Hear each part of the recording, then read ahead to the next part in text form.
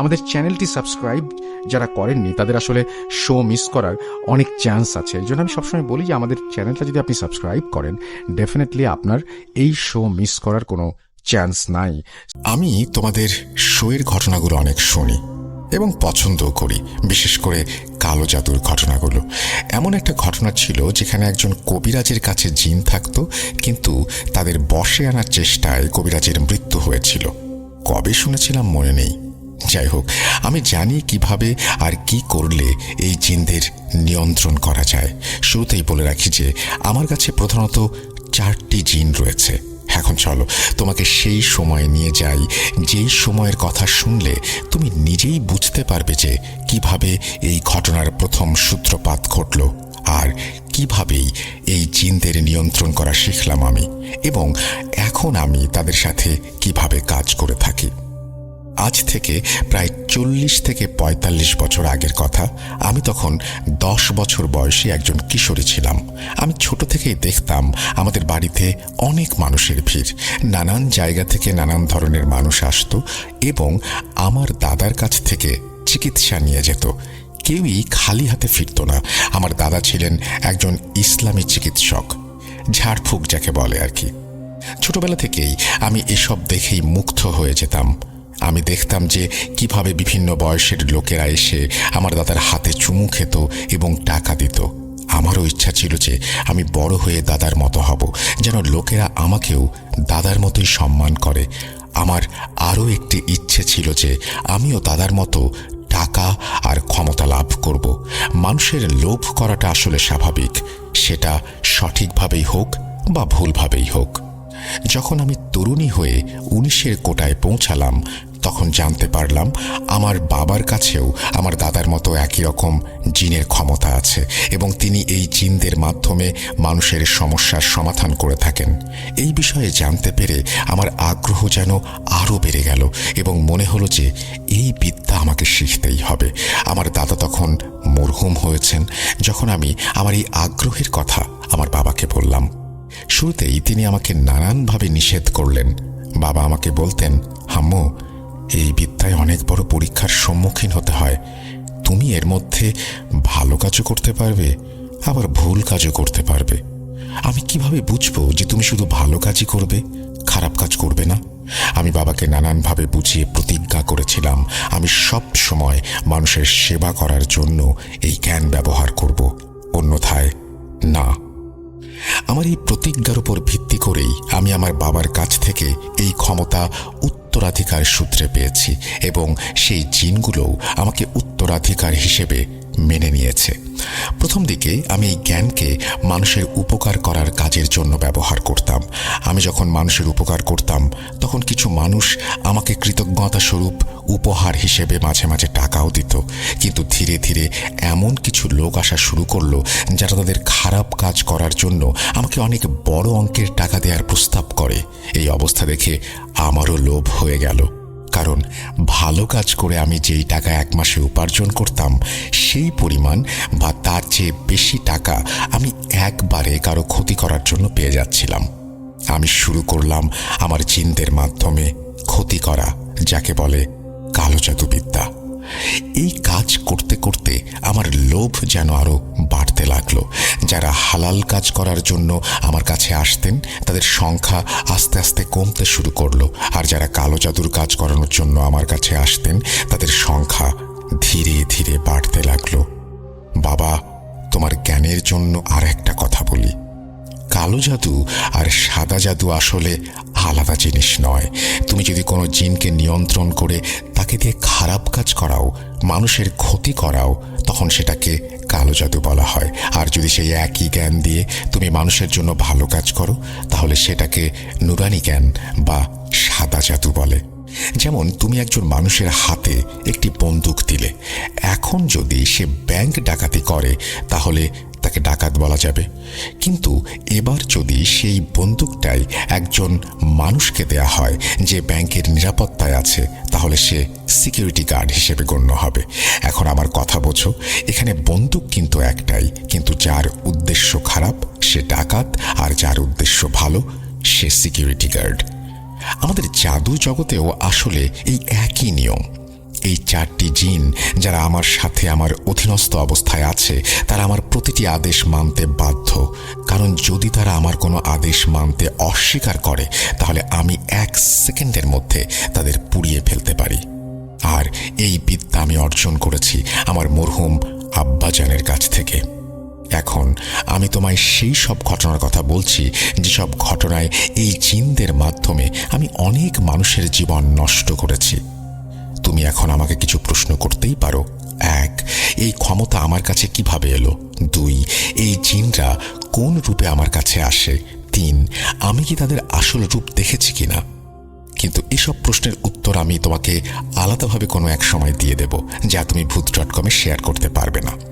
আজ আমি যে বিষয়টির দিকে ফোকাস করতে চাচ্ছি সেটি হচ্ছে সেই সব ঘটনা যেগুলো শুনে তোমার গায়ের লোম দাঁড়িয়ে যেতে বাধ্য।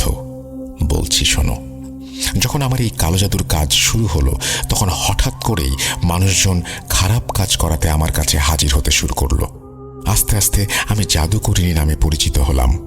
এলাকার মওলানা আমার বিরুদ্ধে ফতোয়া দিতে শুরু করলেন এবং এলাকার অনেক লোকজন আমার শত্রু হতে শুরু করলেন। সেই মওলানার ফতোয়ার পর আমার জীবনের ওপর কিছু বিপদ এসে পড়ল, তাই একরকম বাধ্য হয়ে আমাকে পর্তুগালে শিফট করতে হলো। বাবা, আমার কাছে যে জ্ঞান আছে সেটা আমি পৃথিবীর যে কোনো প্রান্তে বসে তোমার ওপর প্রয়োগ করতে পারি। কি যেন বলছিলাম? হ্যাঁ, আমি বলছিলাম যে আমি যখন পর্তুগালে শিফট করলাম অর্থাৎ মুভ করলাম তখন মানুষ সেখানে আমার কাজের জন্য আস্তে আস্তে আমাকে চিনতে শুরু করলো। তারা আমার জ্ঞানের দ্বারা ভালোভাবেই প্রভাবিত হচ্ছিল এবং নিজেদের কাজের জন্য আমার কাছে প্রতিনিয়ত এসে ভিড় জমাচ্ছিল। বাংলাদেশের মানুষের মাঝে যে হিংসা বিদ্যমান রয়েছে তার অতি সামান্য অংশই অন্য দেশের মানুষের মধ্যেও আছে। কেউ আমার কাছে তার শাশুড়িকে মেরে ফেলার জন্য আসতো, কেউ শাশুড়ি তার বউকে নিয়ে আসতো, আর কেউ বা কোনো ব্যবসায়িক ব্যাপারে সাহায্য চাইতো। আর বিশ্বাস করো, মানুষ আসলে ভেতর থেকে অনেকটাই আলাদা, চেহারা দেখে বোঝার উপায় নেই। আমি জানি তোমরা আমাকে অনেকে ধিক্কার জানাবে, এরকম কাজ করি আমি সেই জন্য, কিন্তু এটা মনে রেখো যে যারা আমার কাছে কালো জাদু করানোর জন্য আসে তারাও কিন্তু তোমাদেরই মতো মানুষ। চলো ঘটনায় যাই। ঘটনা 1। পর্তুগালে একদিন আমার কাছে এক মহিলা এসেছিলেন। ওনাকে দেখে বেশ ধনী বলে মনে হচ্ছিল আমার দরবারে এসে উনি আমার সামনে 10,000 পর্তুগিজ ইউরো রেখে বললেন, এই নিন টাকা, এখন আপনি আমার কাজটা করতে বাধ্য। আমি যখন আমার কাজের উদ্দেশ্য ওনার কাছে জানতে চাইলাম তখন উনি বলতে শুরু করলেন যে আপনি আমার পুত্রবধূকে মেরে ফেলার জন্য কাজ করবেন, নয়তো তার সাথে আমার ছেলের ঝামেলা সৃষ্টি করিয়ে দিয়ে তাদের ডিভোর্স করানোর ব্যবস্থা করবেন। আমি তখন ওনাকে বললাম যে আপনার কাজ তো হয়ে যাবে, কিন্তু আপনাকে বলতেই হবে যে কেন আপনি এমন কিছু করতে চাইছেন, বিশেষ করে আপনার পুত্রবধূর বিরুদ্ধে। উনি বললেন, আমার ছেলে আমার ইচ্ছার বিরুদ্ধে গিয়ে বিয়ে করেছে, আর যে বেহায়াকে সে বিয়ে করে এনেছে তাকে আমার একেবারেই পছন্দ নয়।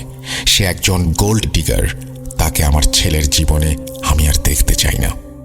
সেই মহিলা ওনার পুত্রবধূর ছবি সাথে করে নিয়ে এসেছিলেন। আমাকে দেওয়া টাকার সঙ্গে উনি আমাকে সেই ছবিটিও দিয়েছিলেন। আমি তৎক্ষণাৎ মারুকে এই কাজে লাগিয়ে দিয়েছিলাম এবং বলেছিলাম যে যত তাড়াতাড়ি সম্ভব কাজটা যেন হয়ে যায়। ওই মহিলার পুত্রবধূ ছিল একজন চরম মাত্রার নামাজি মহিলা।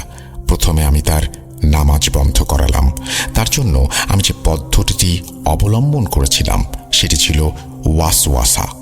আগে আমি মারুর মাধ্যমে তাকে ওয়াসওয়াসা দিতে শুরু করলাম, তারপর পাকি নাপাকি নিয়ে তার মাথায় এক কনফিউশন তৈরি করলাম। সে প্রথমে 1 ওয়াক্ত নামাজ পড়া ছেড়ে দিল, তারপর 2 ওয়াক্ত। ঠিক যখনই তার ঈমান দুর্বল হতে লাগলো আমি তখনই তার ওপর প্রভাব বিস্তার করতে শুরু করলাম। যখন দেখলাম তার ঈমান একেবারেই দুর্বল হয়ে গেছে তখন আমার পরবর্তী কাজ শুরু হলো। পরবর্তী কাজের জন্য তার কাপড়ের প্রয়োজন ছিল আমার, যেটার ওপর আমি জাদু করতে চেয়েছিলাম। সেই মহিলা যিনি আমার কাছে কাজের জন্য এসেছিলেন ওনাকে দিয়েই আমি ওনার পুত্রবধূর কাপড়গুলো আনিয়েছিলাম। তারপর আমি সেই কাপড়গুলো একটি কবরে দাফন করলাম। যখন ওই কাপড়গুলো কবরে দাফন করা হলো তখন সেই পুত্রবধূর মনে নিজের স্বামীর প্রতি ঘৃণা কাজ করতে শুরু করলো, যা দিনে দিনে বেড়েই যাচ্ছিল। হঠাৎ করে তার স্বামী তার কাছে খুবই বিরক্তিকর হতে শুরু করলো, আর তার মনে হতে লাগলো যে স্বামীর মাঝে অনেক কমতি বিদ্যমান। আস্তে আস্তে দেখা গেল যে ওই মেয়েটা সব সময় তার স্বামীর সাথে ঝগড়া করত আর তার উপরে প্রচণ্ড রকমের সন্দেহ করত। এই ঝগড়া বিবাদ এতটাই বেড়ে গিয়েছিল যে শেষ পর্যন্ত তাদের ডিভোর্সের মতো অবস্থা হয়ে গেল। তাদের মধ্যে ঘৃণা এতটাই বেড়ে গিয়েছিল যে তারা একে অপরকে মারধর অবধি করতে শুরু করেছিল। শুনেছি যে তাদের বাড়িতে অনেকবার পুলিশও আসতে বাধ্য হয়েছিল। এরপর ফাইনালি যখন ছেলেটা তার স্ত্রীকে ডিভোর্স দিল তখন তার মা আমার কাছে মিষ্টির একটা ডিব্বা নিয়ে এলো এবং আমাকে আরও কিছু টাকা ইনামি হিসেবে দিলেন। ঘটনা 2। একদিন বাংলাদেশ থেকে আমার কাছে একটি ফোন এলো। যিনি ফোন করেছিলেন তিনি ছিলেন আমার পূর্ব পরিচিত। ওনারা একটা ভাড়া বাড়িতে থাকতেন। উনি আমাকে বলেছিলেন যে ওনাদের বাসার মালিক ওনাদেরকে বিনা কারণে বাড়ি খালি করতে বলেছে, কিন্তু এমন অবস্থায় ওনারা এই বাসা ছেড়ে অন্যত্র যাবার জন্য প্রস্তুত নন। উনি আমাকে বলেছিলেন যে এই কাজের জন্য উনি আমাকে বেশ বড়সড় ইনামই দেবেন। উনি বলেছিলেন যে যদি বাড়ির মালিক মারা যায় তাহলে মালিকের আগে পেছনে যেহেতু কেউ নেই সেহেতু ওনারা সেই ভাড়া বাড়িতে শান্তিতে বসবাস করতে পারবেন। উনি আমাকে লোভ দেখিয়েছিলেন যে যত তাড়াতাড়ি তার এই কাজ সম্পন্ন হবে তত তাড়াতাড়ি উনি আমাকে 5 লক্ষ টাকা পাঠিয়ে দেবেন। এখন এই কাজের জন্য যে জিনিসটা আমার লাগবে সেটা শুনলে তোমাদের সবার রক্তচাপ হয়তো বেড়ে যাবে। আমার যেই জিনিস প্রয়োজন সেটা আসলে সেই পানির সাথে সম্পৃক্ত, যেই পানি দিয়ে মৃতদেহকে গোসল করানো হয়। আমি ওনাকে এই বিষয়ে জানালে উনি বাংলাদেশ থেকেই আমাকে পানি পাঠিয়ে দেন। আমি পর্তুগালে একটা কুর্তা ও একটা সালোয়ার কিনেছিলাম এই কাজের জন্য। আমার কাছে যেদিন এই পানি এলো সেদিন সন্ধ্যাতেই আমি সেই কুর্তা সালোয়ারটা সেই পানিতে ভিজিয়ে রেখেছিলাম। কিছুদিন ভিজে থাকার পর আমি সেটাকে একটা ছায়ার মতো স্থানে শুকিয়ে নিলাম আর সেই কুর্তা সালোয়ারটা আবার বাংলাদেশে পাঠিয়ে দিলাম এবং সেই ভাড়াটাকে বললাম এটা বাড়ির মালিককে উপহার হিসেবে দেবেন, এমনভাবে যেন এটি তার মেয়ের জন্য দিলেন। আমার কথা মতো উনি সেটা ইস্ত্রি করে বাড়ির মালিককে তার মেয়ের জন্য উপহার হিসেবে দিয়ে দিলেন। যেই বাড়ির মালিকের মেয়ে সেই কুর্তা সালোয়ার গায়ে জড়ালো, বাড়িওয়ালা যেন একদম মরা মানুষের মতো বিছানায় শুয়ে গেল। এরপর সে অনেক ডাক্তার দেখিয়েও শেষ রক্ষা পায়নি। আমি জানতে পেরেছিলাম যে তার মৃত্যু হয়েছে 2 মাসের মধ্যেই। আমার কাজ শেষ হবার 1 সপ্তাহ পরেই সেই ভাড়াটে আমাকে 5 লাখ টাকা পাঠিয়ে দিলেন। আর উনি যদি আমাকে টাকা না পাঠাতেন তাহলে ওনার জানা ছিল যে ওনার অবস্থাও সেই বাড়ির মালিকের থেকে ভিন্ন কিছু হবে না। ঘটনা 3। তৃতীয় ঘটনাটি হলো একজন সৎ মায়ের। সেই সৎ মায়ের 3টি সন্তান ছিল, যাদের মধ্যে একজন কন্যা সন্তান ছিল ওনার হাজবেন্ডের প্রথম স্ত্রীর সাথে। এখন ওনার এই ভয় ছিল যে যদি ওনার স্বামী মারা যান তাহলে সম্পত্তিতে সৎ কন্যারও অংশ থাকবে। সেই অংশটা যেন মেয়েটা না পায়, এই কাজ করার জন্য সে আমার কাছে এসেছিল। উনি এই কাজের জন্য আমাকে 10 লাখ টাকার লোভনীয় অফার দেন। আমি জি হুজুর বলে কাজটা হাতে নিলাম।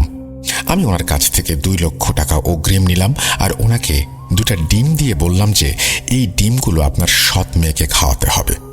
উনি ডিমগুলো নিয়ে বাসায় চলে গেলেন।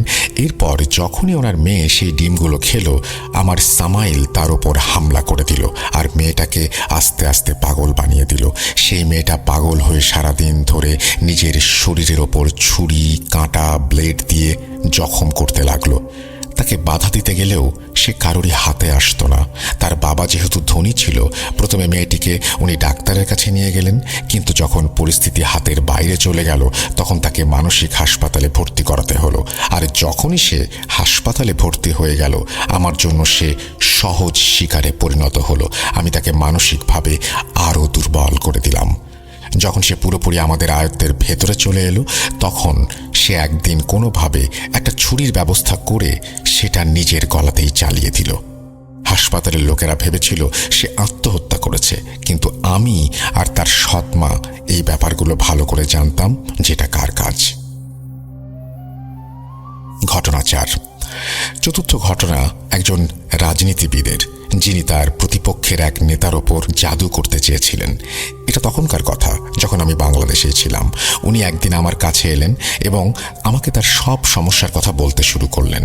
উনি বলেছিলেন ওনার প্রতিপক্ষ যদি মারা যায় তাহলে উনি সহজেই নির্বাচনে জয়লাভ করতে পারবেন। ওনার কথা শুনে আমি ওনার কাছে ওনার প্রতিপক্ষ নেতার ছবি চাইলাম। যখন উনি আমাকে ওই বিরোধী প্রার্থীর ছবি দিলেন, তখন আমি ওনাকে বলেছিলাম যে ওনার কাজ তো হবে, কিন্তু বদলে ওনাকে আমার 10 লাখ টাকা দিতে হবে। উনি আমার কথায় রাজি হয়ে গেলেন। এরপর আমি আমার কাজ শুরু করে দিলাম। কিন্তু কাজ শুরু করার কিছুদিনের মাথায় জানতে পারলাম সেই প্রতিপক্ষ কোনো এক জাদুকরের কাছ থেকে নিজের জন্য প্রোটেকশন নিয়ে নিয়েছেন আমার কাজের বিরুদ্ধে। সেই জাদুকরের বেশ কিছু জিন তার সিকিউরিটির জন্য নিযুক্ত ছিল, যা আমি আস্তে আস্তে বুঝতে পারলাম। আমার জিন যখন তাদের ওপর আক্রমণ করলো, তখন বেশ ভালোই সংঘর্ষ হলো তাদের মাঝে। এই লড়াই হাতে হাতে লড়াই নয়, বরং জাদুকরদের মাঝে একে অপরের সাথে জ্ঞানের লড়াই। যখন আমি ওই জাদুকরের সাথে লড়ছিলাম, তখন আমি বুঝতে পারলাম যে আমি দুর্বল হয়ে পড়ছি। ওই সময়ে ওই জাদুকরের সাথে লড়াই করাটা আমার জন্য নিছক বোকামি ছাড়া আর কিছুই ছিল না। আমার নিজের জীবন বিপদের মুখে পড়ে যাচ্ছিল বলে আমার মনে হচ্ছিল। তখন আমি সেই রাজনীতিবিদকে একদিন আমার কাছে ডেকে বললাম, এই কাজটা খুব বেশি কঠিন, এখন আমার 10 লাখ টাকা নয় বরং 20 লাখ টাকা লাগবে। উনি তাতেও রাজি হয়ে গেলেন। এখন আমাকে এই কাজের জন্য এমন কিছু করতে হবে যেন আমি ওই বিরোধী প্রার্থীর জিনদের ধরতে পারি, যারা সেই প্রতিপক্ষ প্রার্থীর সুরক্ষার কাজে নিয়োজিত ছিল। এটা ছিল 1.5 সপ্তাহের মহা কঠিন এক কাজ, যা আমি এরপর অনেক সহজেই সম্পন্ন করলাম। 1.5 সপ্তাহ পর যখন আমার কার্যক্রম সম্পূর্ণ হলো, তখন ওই বিরোধী প্রার্থীর সিকিউরিটির জিনদের আমি ধরাশায়ী করতে সক্ষম হলাম এবং আমার কাছে বন্দি করে রাখলাম। এখন যতক্ষণ না তারা আমার অধীনে আছে, ততক্ষণ কেউই তাদের এই বন্দি দশা থেকে মুক্তি দিতে পারবে না। এরপর আরেকটি কাজ আমি করেছিলাম, সেটা হলো আমার অধীনস্থ জিনদের মাধ্যমে ওই জাদুকরকে মেরে ফেললাম, কারণ সে ভবিষ্যতে আমার ক্ষতির কারণ হতে পারে। এক ঢিলে 2 পাখি মারা হলো। আমার চাল বুঝতে পারল না কেউই, আমার ভবিষ্যৎ সিকিউরিটিও হয়ে গেল। সেই জাদুকর ভেবেছিল যে প্রথম যুদ্ধে হেরে যাওয়ার পর আমি এই কাজ থেকে হয়তো সরে গিয়েছি, কিন্তু আমি তাকে ঘুমের মধ্যে মেরেছিলাম, কারণ যদি সে জাগ্রত থাকতো তাহলে তাকে মেরে ফেলার কাজটা অনেক কঠিন হয়ে যেত। এখন আমার লক্ষ্য ছিল সেই বিপক্ষ দলীয় প্রার্থী, যিনি সেই রক্ষাকারী জিনদের চলে যাওয়ার পর পুরোপুরি আমার জন্য সহজ টার্গেটে পরিণত হয়েছিল। আমি আমার জিনের মাধ্যমে তার আত্মীয়কে প্রসেস করলাম। এরপর আমার জিন ওনার ওপর এমন এক মৃত্যু দিল যে তার মৃত্যু একদম স্বাভাবিক বলেই মনে হলো। তার পরিবারের লোকেরা পোস্টমর্টেমও করালো না। করালেই বা আমার কি? হতে পারে তার পোস্টমর্টম রিপোর্টেও জানা যেত যে তার মৃত্যু স্বাভাবিক ছিল না, বরং তাকে গলা টিপে মারা হয়েছে। এবার খুঁজতে থাকো কে মেরেছে। শেষমেশ ধরা যদি কাউকে পড়তেই হয়, তবে ধরা পড়লে পড়তো সেই বিপক্ষ দলীয় নেতার আত্মীয়ই। এটা ছিল সেই ঘটনা যার পর আমি পর্তুগালে যেতে বাধ্য হয়েছিলাম, কারণ সেখানকার পরিস্থিতি আস্তে আস্তে খারাপ হতে শুরু করেছিল এবং এও সম্ভব ছিল যে আমাকে ধরে ফেলতে পারত মানুষ। পঞ্চম ঘটনা হলো একজন পরিচিত ব্যবসায়ীর। এই বাংলাদেশি ব্যবসায়ী কানাডায় থাকতেন। ওনার একজন প্রতিদ্বন্দ্বী ব্যবসায়ী আমার কাছে আসেন এই কামনা নিয়ে যে উনি সেই কানাডা প্রবাসীর ব্যবসা শেষ করতে চান। এরপর যখন উনি আমাকে টাকা দেওয়ার প্রস্তাব করলেন, আমি সঙ্গে সঙ্গে রাজি হয়ে গেলাম। এখন আমার সেই কানাডার ব্যবসায়ীর সকল তথ্যের প্রয়োজন। শুধু কালোজাদু করতে চাওয়া ব্যক্তিটি আমাকে সেই কানাডার ব্যবসায়ীর ও তার মায়ের ছবি এনে দিলেন। ওনার মায়ের নাম আর ওনার নামও বললেন। আমি আমার জিনের দলকে সেখানে পাঠালাম যাতে তারা দেখতে পারে যে কোনো জাদুকর ওনার রক্ষায় নিয়োজিত আছে কিনা। যখন জানতে পারলাম যে সে সব জাদুতে বিশ্বাস করে না, তখন উনি আমার সহজ শিকারে পরিণত হয়ে গেলেন। আমি জিনের মাধ্যমে ওনার ওপর জাদু করতে শুরু করলাম। ওনাকে জাদু করা মিষ্টি খাওয়ালাম আর ওনার চায়ের মধ্যে ছাগলের রক্তের কয়েক ফোঁটা দিয়ে দিলাম। এই যে কাজগুলোর কথা আমি বলছি, সেই সব কাজ আমার সেই জিনগুলোই করেছিল। আমি এসব কাজ করে ওনার মস্তিষ্ক এমনভাবে নিয়ন্ত্রণ করছিলাম যে উনি সঠিকভাবে যেন কোনো ব্যবসায়িক সিদ্ধান্ত নিতে না পারেন। সঠিক সিদ্ধান্ত না নেয়ার কারণে ওনার ব্যবসায় বেশ কিছু ক্ষতি হয়ে গেল। আমার জিনও ওনার ওপর সবসময় নজর রাখত। যে কোনো সঠিক কাজ করতে গেলে তাকে সেখান থেকে পথভ্রষ্ট করে দেওয়া হতো। কয়েক মাস পর সে এত বড় ব্যবসায়ী রাস্তায় এসে দাঁড়িয়েছিল। বেচারা এত বড় ক্ষতি সহ্য করতে না পেরে মানসিক ভারসাম্য হারিয়ে ফেলল। শোনো, ঘটনা তো অনেক আছে, যদি তুমি বলো তবে আমি শুনিয়ে দিতে পারি। আমার কাছে তো অনেক ধরনের মানুষ আসে। আমি যে দাবি করছি ঘটনার শুরুতে, সেই দাবি আমি পুনরায় করছি।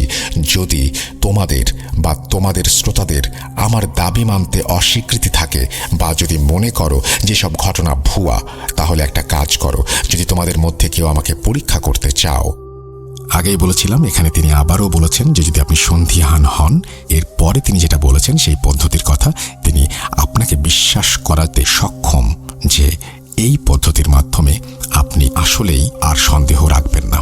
যাই হোক, আমি সেটা স্কিপ করে গেলাম। এই জাদুকরণী মহিলা সেদিনের মতো ওনার ঘটনা শেষ করলেন। প্রিয় লিসেনার্স, কি ভাবছেন? ঘটনা শেষ? হ্যাঁ, শেষ। তবে অর্ধেক, বাকি অর্ধেক শুনবেন না?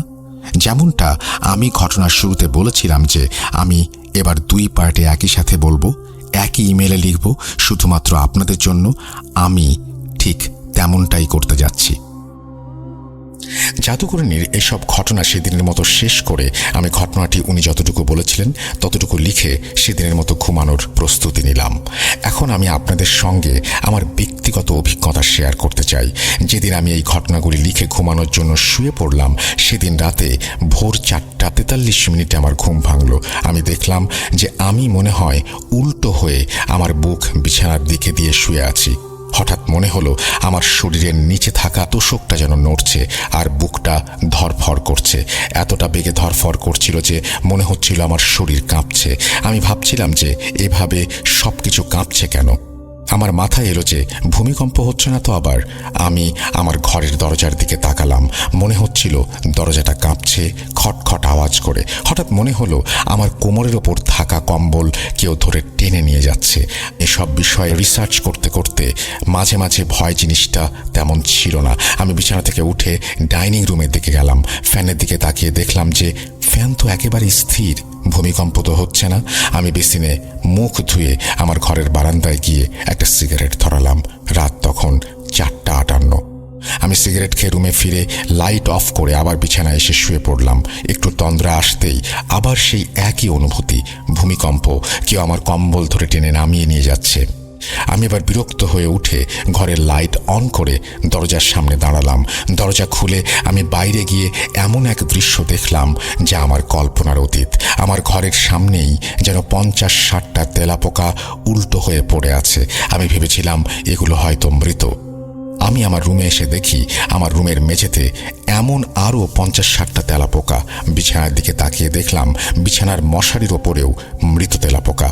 আমি হতভম্ব হয়ে দাঁড়িয়ে রইলাম। একটু পর ফজরের আজান দেবে। আমার আম্মু নামাজের জন্য উঠলেন। আমার রুমের সামনে এসে উনি আমাকে জিজ্ঞেস করলেন, কিরে, তোর রুমের বাইরে এত তেলাপোকা মরে পড়ে আছে কেন? আমি ওনাকে বললাম, রুমের ভেতরে আসো। উনি আমার রুমের ভেতরে এসে আমার মতো একটা শক খেলেন। এরপর উনি আমাকে জানালেন এটা অসম্ভব, কারণ বাসার কোনো রুমেই তেলাপোকা মরার কোনো মেডিসিন প্রয়োগ করা হয়নি। এরপর আমার মা ঘর ঝাড়ু দেবেন ভেবে ফুলের ঝাড়ু নিয়ে আমার রুমে উপস্থিত হলেন। আশ্চর্যজনকভাবে ঝাড়ুটার স্পর্শ পেয়ে প্রতিটি তেলাপোকা সোজা হয়ে দৌড়ে কোথায় পালিয়ে গেল। এই ঘটনার ব্যাখ্যা আমার আজও জানা নেই। আছে শুধু প্রশ্ন, যদি তেলাপোকা মারার মেডিসিন দেয় তাহলে এরা কেন মারা গেল না? আর যদি সারা ঘরে মেডিসিন দেয়া হয়, শুধুমাত্র আমার ঘরের সামনেই কেন এরা আসবে? ভূমিকম্প ছাড়া আমার ঘরের দরজা কিভাবে কাঁপল?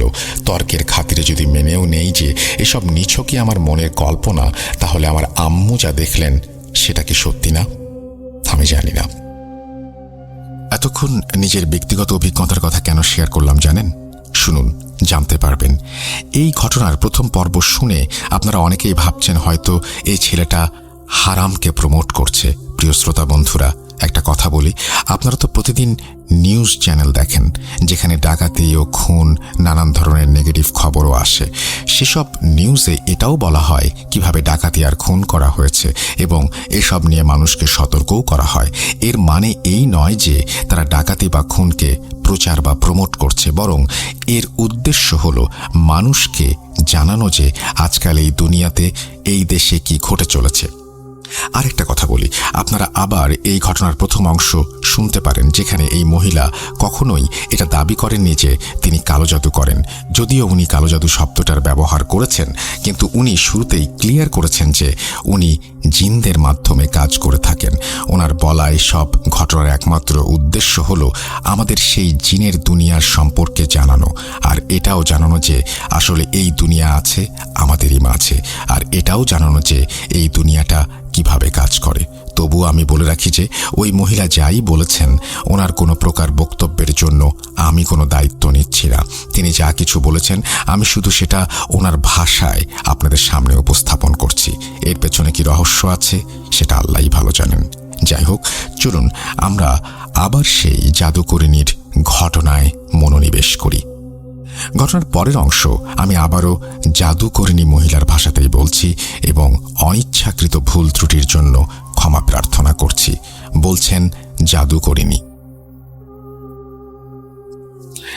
বাবা, কেউ যদি নিজের নাম আর তার মায়ের নাম লিখে থাকেন কমেন্ট সেকশনে, তাহলে তোমার এবং তোমার শ্রোতাদেরও বিশ্বাস হয়েছে এতক্ষণে যে আমি কে, আমার সাথে কে আছে আর আমি কি করতে পারি। এই ঘটনা যেদিন প্রচার হবে তার আগের দিন তুমি আমাকে জানাবে। আমি তোমাদের কমেন্ট পড়ব প্রথম অংশ শেষ হবার পরে। তোমাদের কমেন্ট সেকশনে অনেকেই হয়তো এতক্ষণে বলেছে বা বলবে আগামীকাল যে তাদের স্বপ্নে এমন কিছু ঘটে গেছে যার কোনো ব্যাখ্যা নেই। যাই হোক, এবার তোমাকে একটা মজার কথা বলি। আমি কিন্তু ইতিমধ্যে টুকটাক তোমাকেও দেখিয়েছি গত রাতে। বুঝতে পেরেছ হয়তো যে আমি কি করতে পারি। এখন তুমিও এই ব্যাপারে অনেকটাই জানো। বাবা, তোমাদের কমেন্ট সেকশন চেক করো তো। অনেকেই এখন আমার নামে হয়তো জাহান্নামের সার্টিফিকেট বিলি করছে, অথচ যারা এই সার্টিফিকেট বিলি করছেন এনারা নিজেরাও জানেন না যে এনারা কোথায় যাবেন, কিন্তু অন্যদের জাহান্নামের সার্টিফিকেট এমনভাবে দিচ্ছেন যেন এনাদের নিজেদের জান্নাতে যাওয়াটা পাকা হয়ে গেছে। আমি জানি যে আমি গুনাহগার, আমি অনেক গুনাহ করেছি, কিন্তু প্রতিটি কাহিনীর দুইটা দিক থাকে। যেখানে আমি মানুষের সাথে অনেক অন্যায় করেছি, সেখানে কিছু মানুষের ভালো করার জন্য তাদের উপকারও করেছি। এখন কিয়ামতের দিনই পরিষ্কার হবে কার পাল্লা কতটুকু ভারী। এখন তোমাকে আমি যে ঘটনাগুলো বলবো সেগুলো আমার ভালো কাজগুলোর মাঝের কিছু কাজ, যার মাধ্যমে তোমরা বুঝতে পারবে যে আমি মানুষকে সাহায্যও করেছি। আবারও বলি যে আমার জ্ঞান ভুল নয়, আমি কোনো ভুল চিৎকার করিনি, কোনো শয়তানের কাছে সাহায্য চাইনি, কোনো শিরক বা কালাম পড়িনি। আমি জিনের মাধ্যমে ভালো কাজও করি এবং একইভাবে খারাপ কাজও করি। ঘটনা 1। একদিন আমার দরবারে একজন মহিলা এসে হাজির হলেন। ওনাকে দেখে যেন খুবই বিমর্ষ মনে হচ্ছিল আমার।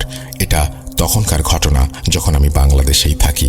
সেই মহিলা আমার সামনে দাঁড়িয়ে কাঁদছিলেন এবং হাত জোর করে বলছিলেন যে ওনার পরিস্থিতি কতটা খারাপ।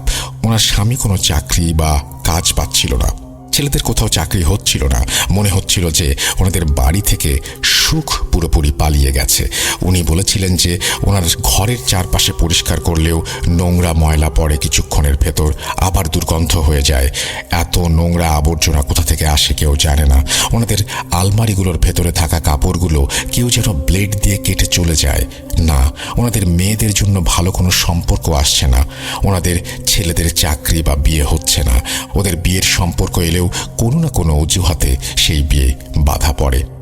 প্রথম দিন আমি সেই মহিলাকে এড়িয়ে চললাম এবং ওনাকে ওনার বাড়ি পাঠিয়ে দিয়েছিলাম, কারণ আমি জানতাম যে ওনার পরিবার খুবই গরিব আর ওনার পক্ষে আমার চিকিৎসার খরচ বহন করা সম্ভব নয়। কিন্তু কিছু সপ্তাহ পর উনি আমার কাছে আবার ফিরে এলেন এবং একেবারে আমার পায়ের কাছে পড়ে গেলেন। উনি কাঁদতে কাঁদতে বলেছিলেন যে ওনার মেয়ের শরীরে কাটা দাগ পড়েছে এবং ওনার মেয়ের মুখ দিয়ে কেউ পুরুষালী কণ্ঠে কথা বলছে, আর অনবরত ওনার মেয়ে পাগলের মতো আচরণ করছে, এমনকি নিজেকে মারারও চেষ্টা করছে। তোমাদের এখানে একটু বলে রাখি, আমি কোনো ইস্তেখারা করি না। যদি কাউকে চেক করতে হয় যে তার সাথে কোনো সমস্যা আছে কি না, আমি আমার জিনদের পাঠিয়ে চেক করি, দেখি কোনো সমস্যা আছে কি নেই। আর হ্যাঁ, তোমাকে গতদিন হয়তো আমি আমার জিনদের নাম বলিনি। আসলে আমার অধীনে থাকা কয়েকজন জিন আছে, তাদের মাঝে 4 জন খুবই বিশেষ আমার জন্য। আমি বেশিরভাগ কাজ এই 4 জনের মাধ্যমে করে থাকি। এদের মধ্যে একজনের নাম সামাইল, দ্বিতীয় জনের নাম মারু, তৃতীয় জনের নাম মাস এবং চতুর্থ জনের নাম হুজ্জা। এখন বলি সেই মহিলার ঘটনা। সেই মহিলা আমার কাছে এসে বসে খুবই আকুতি মিনতি করছিলেন ওনাকে সাহায্য করার জন্য। আমার ছোট মেয়ে তখন আমার পাশেই বসেছিল। সে আমাকে বলল, আম্মা, এনার কাজটা করে দিন দয়া করে। আমি ওই মহিলার উপর কিছুটা রেগে গেলাম। তখন আমি ওনার কাছে জানতে চাইলাম উনি কোথায় থাকেন। ওনার বাড়ির ঠিকানা নিয়ে আমি সামাইলকে ওনার বাড়িতে পাঠিয়ে দিলাম। কিছুক্ষণের মধ্যে সামাইল ফিরে এসে আমার কানে কানে বলল, এদের বাড়িতে ভয়াবহ জাদু করা হয়েছে এবং যেই জাদুকর এই জাদু করেছে সে অনেকগুলো জিনকে এনাদের পেছনে লাগিয়ে দিয়েছে যেন এনাদের কোনো নেক বা হালাল কাজই না হয়।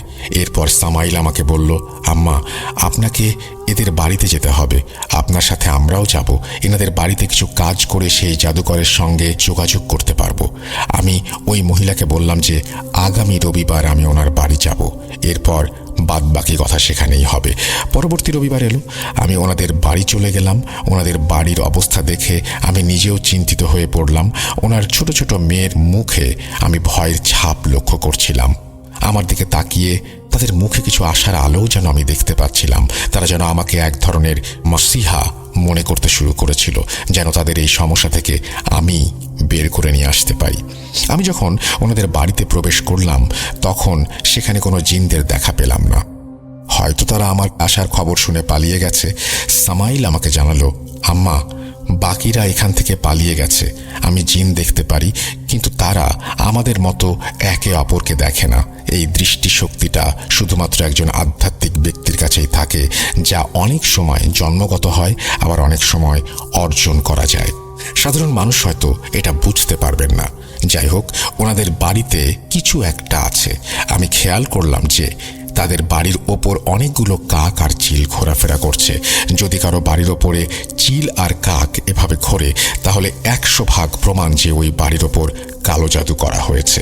আমি বাড়ির প্রতিটি সদস্যের সাথে আলাদা আলাদাভাবে কথা বললাম। তাদের আমি জিজ্ঞেস করছিলাম যে তারা কি কি অনুভব করেছে এই বাড়িতে। তাদের সবচেয়ে ছোট 9 বছরের মেয়েটা বলেছিল সে দেখতে পায় একজন মহিলাকে যার শরীর আগুনে পুড়ে যাচ্ছে এবং সেই মহিলা তাকে নাকি স্বপ্নে এসেও ভয় দেখায়। সেই মহিলার ইমিডিয়েট বড় বোন বলতে শুরু করলো যে সে ঘরে নানান ধরনের ছায়া দেখে এবং প্রায়ই ঘুমের মধ্যে কেউ নাকি তাকে তুলে নেওয়ার চেষ্টা করে। ওই বাচ্চাদের বাবাকে দেখে একজন ভালো মানুষ বলেই মনে হচ্ছিল আমার। ওনার চেহারায় সাদা দাড়ি ছিল, কপালে নামাজি দাগ স্পষ্ট। আমি ওনার কাছে জানতে চাইলাম যে ভাইজান, আপনার সাথে কি কিছু হয়েছে? উনি বললেন ওনাকে নামাজ পড়তে বাধা দেওয়া হয় এবং নিয়মিত চেষ্টা করা হয় যেন তিনি নামাজে যেতে না পারেন। তারপর তিনি একটি ঘটনা শেয়ার করলেন। সেটা ছিল কিছুটা এমন। এক রাতে তিনি ঈশার নামাজ পড়তে যাচ্ছিলেন। হঠাৎ কেউ ওনাকে এমন জোরে ধাক্কা দিল যে উনি দাঁড়িয়ে দাঁড়িয়ে 6 থেকে 7 ফুট সামনে গিয়ে পড়লেন। ওনার মুখে প্রচুর আঘাত লেগেছিল, ওনার নাকের হাড়ও নাকি ভেঙে গিয়েছিল। এই ঘটনা নাকি প্রায় 2 মাস আগের, কিন্তু এখনও ওনার মুখে আঘাতের চিহ্নটা রয়ে গেছে। সেই মহিলা যিনি ওই বাচ্চাদের মা, তিনি আমার কাছে এসে বললেন যে রান্না করার ফাঁকে আমাদের হাঁড়িতে কেউ এমন কিছু দিয়ে চলে যায় যার জন্য হাঁড়ি থেকে প্রচুর দুর্গন্ধ বের হতে শুরু করে। আমরা অনেক চেষ্টা করেছি কিন্তু কিছুই বুঝতে পারিনি যে আসলে এই কাজটা কে করেছে। এরপর যখন হাঁড়িতে খিচুড়ি রান্না করা হয় তখন হাঁড়ি থেকে গরুর গোবরের মতন বাজে গন্ধ বের হয়। আমি এসব শুনে ওনার মেয়ের সাথে দেখা করতে চাইলাম, যার শরীরে কাটা দাগ ভেসে উঠেছিল আর যার ওপর জিন হাজির হয়েছিল। আমি সেই মেয়ের ঘরে ঢুকতেই দেখলাম যে সে একদম অযত্নে ঘুমাচ্ছে, কিন্তু আমার ঘরে ঢোকার সাথে সাথেই সে বিছানায় উঠে পড়ল। আমি তার চোখের দিকে তাকিয়ে দেখলাম, আমার মনে হলো তার মধ্যে কিছু একটা অবশ্যই আছে। সে বিছানা থেকে লাফ দিয়ে উঠে আমাকে আক্রমণ করতে চেষ্টা করলো, কিন্তু মাঝপথেই সামাইল আর মারু তাকে ধরে ফেলল। এরপরে সে একেবারে অভ্রান্তভাবে চিৎকার করছিল আর হাত পা ছোড়াছুড়ি করছিল আর আমার ওপর আক্রমণের চেষ্টা করছিল অনবরত। আমি সামনে এগিয়ে গিয়ে তার মুখে জোরে একটা চড় মারলাম, আর সাথে সাথে সে একদম ছোট বাচ্চার মতো মন খারাপ করে বিছানায় বসে পড়ল। আমি তার কাছে প্রশ্ন করতে শুরু করলাম, তুই কে? তোকে কে পাঠিয়েছে? তোর পেছনে কোনো জাদুকর আছে? বল। সে বলল, আমাকে তো ওই জাদুকর তার গোলাম বানিয়ে রেখেছে। যদি আমি তার নাম বলি তবে সে আমাকে মেরে ফেলবে আপা। এখন ওই জাদুকরের সাথে যোগাযোগ করতে হলে আমাকে কাজ করতে হবে। আমি বাড়ির সবাইকে ঘর থেকে বাইরে পাঠিয়ে দিলাম, শুধু ওই মেয়েটিকে বাদে। মেয়েটি তখনও আমার সামনেই বসা অবস্থায় ছিল। আমি সামাইল আর মারুকে নিয়ে ঘরে মেয়েটির সামনে ছিলাম। আগেই বলে রাখি যে যখনই আমি বাড়ি থেকে বের হলাম তখন আমার আরও দুজন জিন রজনী আর বুসিরের কাছে বাড়ির দায়িত্ব দিয়ে আসতাম, কারণ যেসব জাদুকর আমার শত্রু হয়ে উঠেছিল তারা সব সময় সুযোগের সন্ধানে থাকতো যে কিভাবে আর কখন তারা আমার পরিবারের ক্ষতি করতে পারবে। সেই কারণে রজনী আর বুসির আমার অনুপস্থিতিতে বাড়িটা রক্ষার কাজ করত। যাই হোক, আমি সেই মেয়েকে সামনে বসিয়ে আমার মতো জাদুর আয়াত পড়া শুরু করলাম। কিছু সময় পর সেই জাদুকর আমাকে তার জিনের মাধ্যমে তার বার্তা পাঠাতে লাগলো। এটা এমন একটা পরিস্থিতি যখন আমরা জাদুকররাই আর এক জাদুকরের বিরুদ্ধে লড়াই করি। এই লড়াই চলাকালীন আমরা একে অপরের শক্তি সম্পর্কে ধারণা পাই। সেই জাদুকরও আমার শক্তির কথা বুঝে গিয়েছিল। আমি সামাইল আর মারুকে তার ডেরায় পাঠিয়ে দিয়েছিলাম। সেই জাদুকর তৎক্ষণাৎ পিছনে হটতে বাধ্য হলো আমার খবর পেয়ে, এবং আমাকে খবর পাঠালো, ঠিক আছে, আমি আমার জিনদের ফিরিয়ে নিচ্ছি। যখন আমি তাকে খবর পাঠিয়ে জিজ্ঞেস করলাম যে এই কাজটা কে করাচ্ছে তাকে দিয়ে, আমার প্রশ্ন শুনে সে খবর পাঠিয়ে দিল, আপনি যেই বাড়িতে বসে আছেন ওই বাড়ির মহিলার স্বামীর বড় ভাইয়ের বউ আমাকে দিয়ে এই জাদু করাচ্ছে। আমি কারণ জানতে চাইলে সে বলল, ওই মহিলা তার ছেলের সাথে এই বাড়ির এই মেয়ের বিয়ে দিতে চেয়েছিল, কিন্তু যখন তারা বিয়েতে রাজি হয়নি তখন সে বাড়িতে আমাকে দিয়ে জাদু করিয়েছে। আমি জাদুকরকে খবর পাঠালাম আর বললাম যে ওই বাজে মহিলাকে যেন তাড়াতাড়ি ডেকে নিয়ে আসে এবং আমার সাথে ফোনে কথা বলিয়ে দেয়। একটু পরেই সেই বাজে মহিলার ফোন আসলো, কিন্তু সে আমার সাথে খুব খারাপ ব্যবহার করছিল। বলছিল যে যদি এই জাদুকর পিছিয়ে যায় তাতে কি হয়েছে, আমি অন্য কাউকে দিয়ে এই জাদু করিয়ে নেব। তার কথা শুনে আমি বুঝে গিয়েছিলাম সে জেদি প্রকৃতির খারাপ ধরনের মানুষ এবং প্রতিশোধের নেশায় পুরোপুরি পাগল হয়ে গেছে।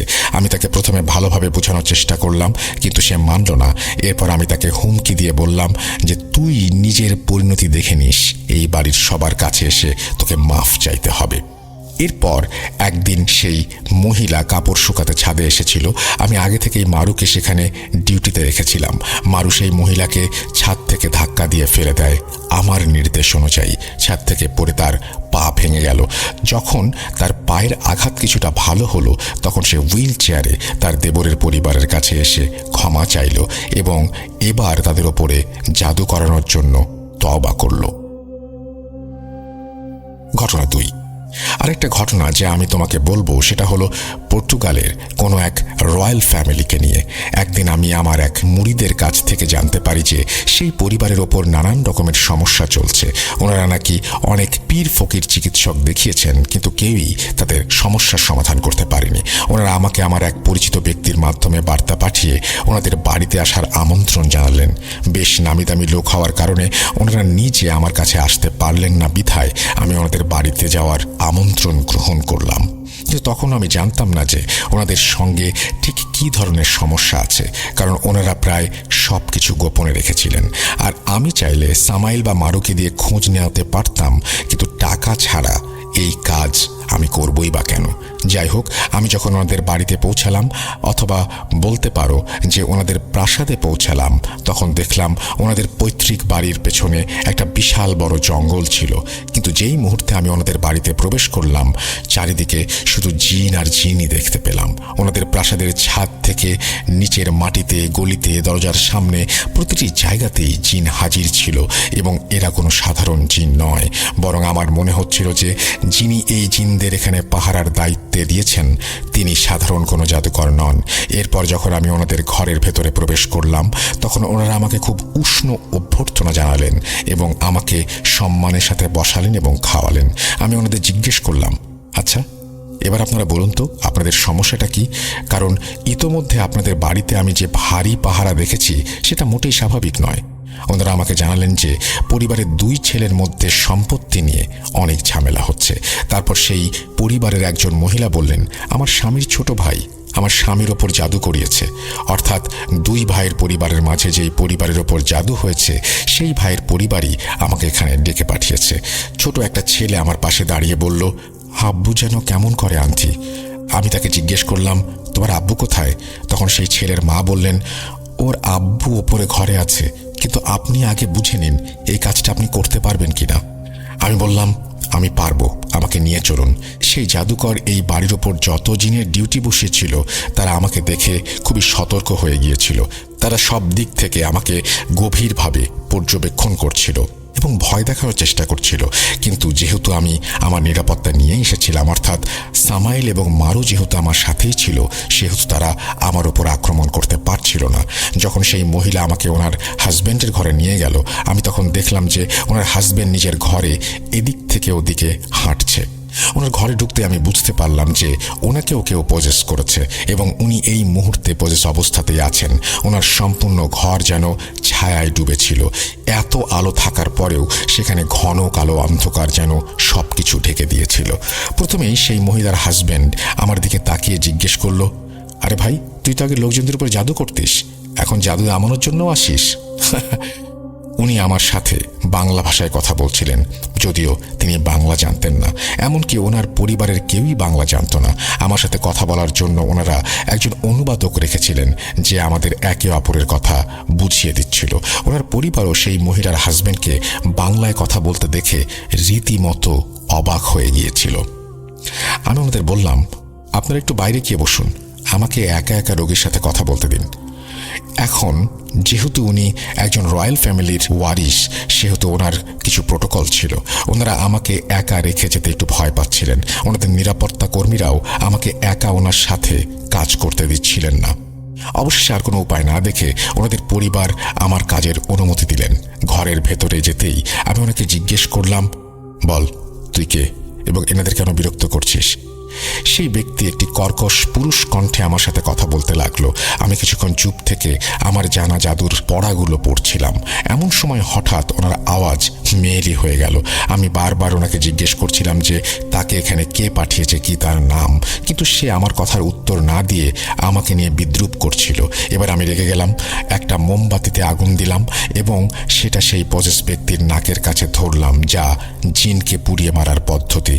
যেই আমি মোমবাতি জ্বালিয়ে আমার জাদুর আয়াত পড়ে কাজ করতে শুরু করলাম, কিছুক্ষণের মাঝেই জিনটা পুড়ে ছাই হয়ে গেল। কিন্তু জিনটা পুড়ে যাওয়ার পর যেটা হলো সেটা আমি কখনো ভাবিনি। আমি ওই ঘরটাকে বেষ্টনী দিয়ে ঘিরে রেখেছিলাম, তবুও বাকি জিনগুলো ভেতরে ঢুকতে শুরু করলো। আমি হতবাক হয়ে গেলাম যে আজ পর্যন্ত কেউ আমার এই বেষ্টনী পার করতে পারেনি।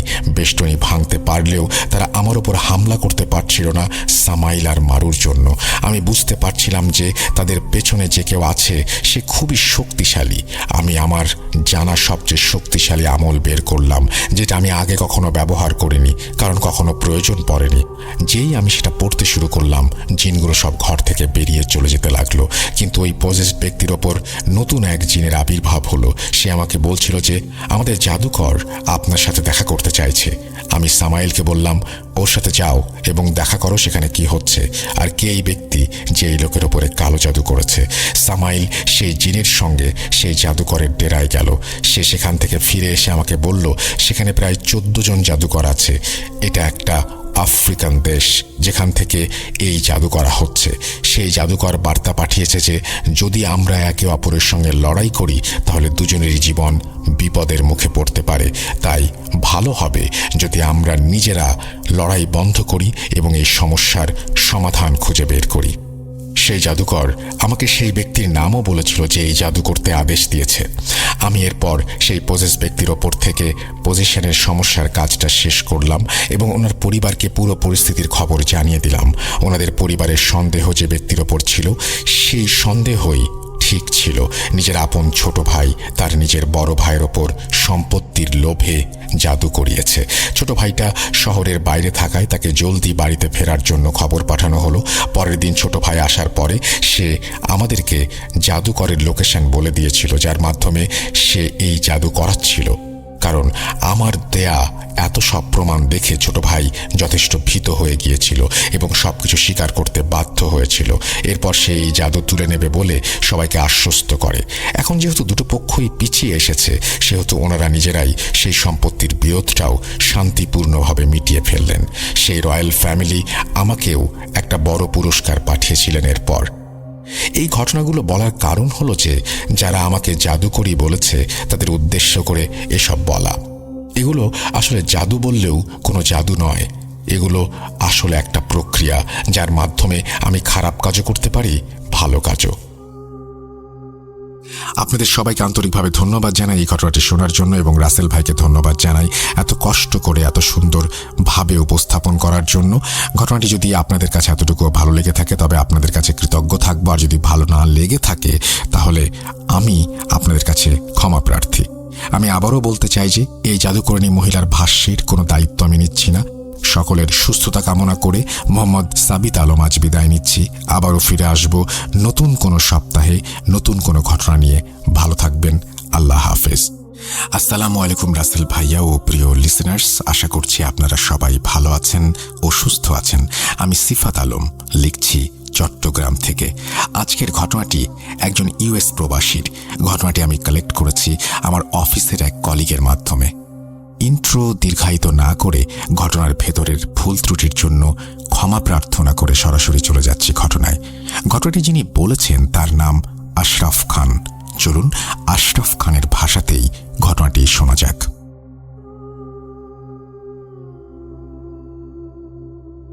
আসসালামু আলাইকুম, আমার নাম আশরাফ খান। আমি একটি অতি সাধারণ পরিবারের সদস্য। আমার পরিচয়, আমিও আপনাদের মতন সাধারণ একজন মানুষ। আমার বাবা 30-40 বছর আগে নতুন জীবন গড়ার উদ্দেশ্যে আমেরিকায় আসেন। এখানে এসে তারা নতুন পরিবেশে নতুন জীবন শুরু করেন। আমার জন্ম এখানেই, আর এখানেই বেড়ে ওঠা। আমি এখানেই পড়াশোনা করেছি এবং বিয়ে করেছি। আমার বাচ্চার জন্ম এই দেশেই হয়েছে। আমাদের বাংলাদেশে তেমন কোনো আত্মীয় স্বজন না থাকায় আমরা বাংলাদেশে তেমন একটা যাই না। বাবা মায়ের সাথে মাঝে মাঝে আমার দাদা বাড়িতে বেড়াতে গিয়েছিলাম, সেখানেও লোকজন ছিল অনেক কম। বাবা মায়ের থেকেই মূলত বাংলা ভাষাটি শেখা, যদিও খুব ভালো বলতে পারি না, তবুও চেষ্টা করি আর কি। আমি আপনাদের সাথে যে ঘটনাটি শেয়ার করতে চলেছি সেটি 1998 বা 99 সালের দিকের ঘটনা। আমার ছেলের বয়স তখন ছিল 8 বছর। আমেরিকা যারা থাকেন তারা হয়তো জানেন এখানে প্রায়ই গ্যারেজ সেল লাগানো হয়। যারা গ্যারেজ সেল সম্পর্কে জানেন না তাদের উদ্দেশ্যে বলছি, গ্যারেজ সেল মানে হচ্ছে বাড়িতে থাকা জিনিসপত্র যেগুলো সেই বাড়িতে আর কোনো কাজে ব্যবহৃত হয় না এবং মালিক পক্ষ সেগুলো বিক্রি করে দিতে চায় এই গ্যারেজ সেলের মাধ্যমে। অর্থাৎ জিনিসপত্রগুলোকে গ্যারেজের সামনে নিয়ে আসা হয় এবং সেইখান থেকে মানুষজন সেগুলোকে কিনে নিয়ে যায়। তারা বাড়ির অব্যবহৃত জিনিসগুলো বাড়ির বাইরে রেখে দেয় এবং আশেপাশের প্রতিবেশী এবং অন্যান্য মানুষজন সেখানে আসেন, আর যদি তাদের প্রয়োজনীয় কিছু তারা পেয়ে যান তাহলে তারা সেগুলো নগদ অর্থ দিয়ে খুবই স্বল্প অর্থের বিনিময়ে ক্রয় করেন। একদিন আমার স্ত্রী আমাকে বলল আমাদের প্রতিবেশী এক পরিবার নাকি গ্যারেজ সেল দিচ্ছে। তার ইচ্ছা সেখানে গিয়ে যদি কোনো প্রয়োজনীয় জিনিসপত্র পায় তাহলে তা নিজেদের জন্য কিনে নিয়ে আসবে। আমরা যে বাড়িটিতে যাচ্ছিলাম সেই বাড়িতে থাকা পরিবারকে আমরা চিনতাম না। আমি জানতামও না যে সেই বাড়িটি আমাদের এলাকার ঠিক কোন স্থানে আছে। আমাদের এক প্রতিবেশী বলেছিলেন আমাদের বাড়ির পর কয়েকটা বাড়ি ফেলে একটু সামনে এগিয়ে গেলেই গ্যারেজ সেলের বাড়িটি। আমি এই কথা আমার স্ত্রীকে বললাম, আর সে তখনই জেদ করতে লাগলো সেখানে যাবার জন্য। শেষ পর্যন্ত আমি, আমার ছেলে আর আমার স্ত্রী, আমরা 3 জন সেই বাড়ির উদ্দেশ্যে রওনা হলাম। কিছুক্ষণ চলার পর আমরা দেখলাম 4-5টা ঘর ফেলে একটু সামনেই কিছু লোক দাঁড়িয়ে আছে। আমরা বুঝতে পারলাম সেল নিশ্চয়ই সেখানেই হচ্ছে। আমি যখন সেই ঘরের কাছে গেলাম তখন আমি দেখতে পেলাম ঘরটি আমার পরিচিত। আমি প্রতিদিন এই ঘরের সামনে দিয়েই কাজ করতে যেতাম। যেতে যেতে আমার চোখ কয়েকবার ঘরটির ওপর পড়েছিল। এই বাড়িতে যদিও আমি তেমন কাউকে দেখিনি, শুধু যখনই চোখ পড়েছে তখনই দেখা মেলেছে এক বুড়ি মহিলার। তার পাকা চুল সবসময় এলোমেলো অবস্থাতেই থাকতো, আর তার পরনের কাপড় ছিল বেশ ময়লা। আমি চারপাশটা ভালোভাবে তাকালাম, কিন্তু ওই মহিলাকে কোথাও চোখে পড়ল না। বেশি চিন্তা না করে আমরা ঘরের সামনে রাখা জিনিসপত্র দেখতে ব্যস্ত হয়ে পড়লাম। আমার স্ত্রী কিছু জিনিস পছন্দ করলো।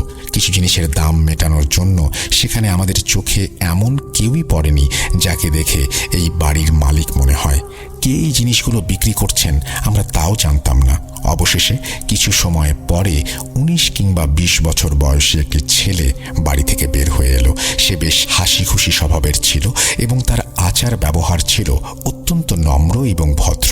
সে উপস্থিত হবার সাথে সাথেই সবার উদ্দেশ্যে গুড মর্নিং বলল এবং পরে এক এক করে সব জিনিসের দাম বলতে লাগলো।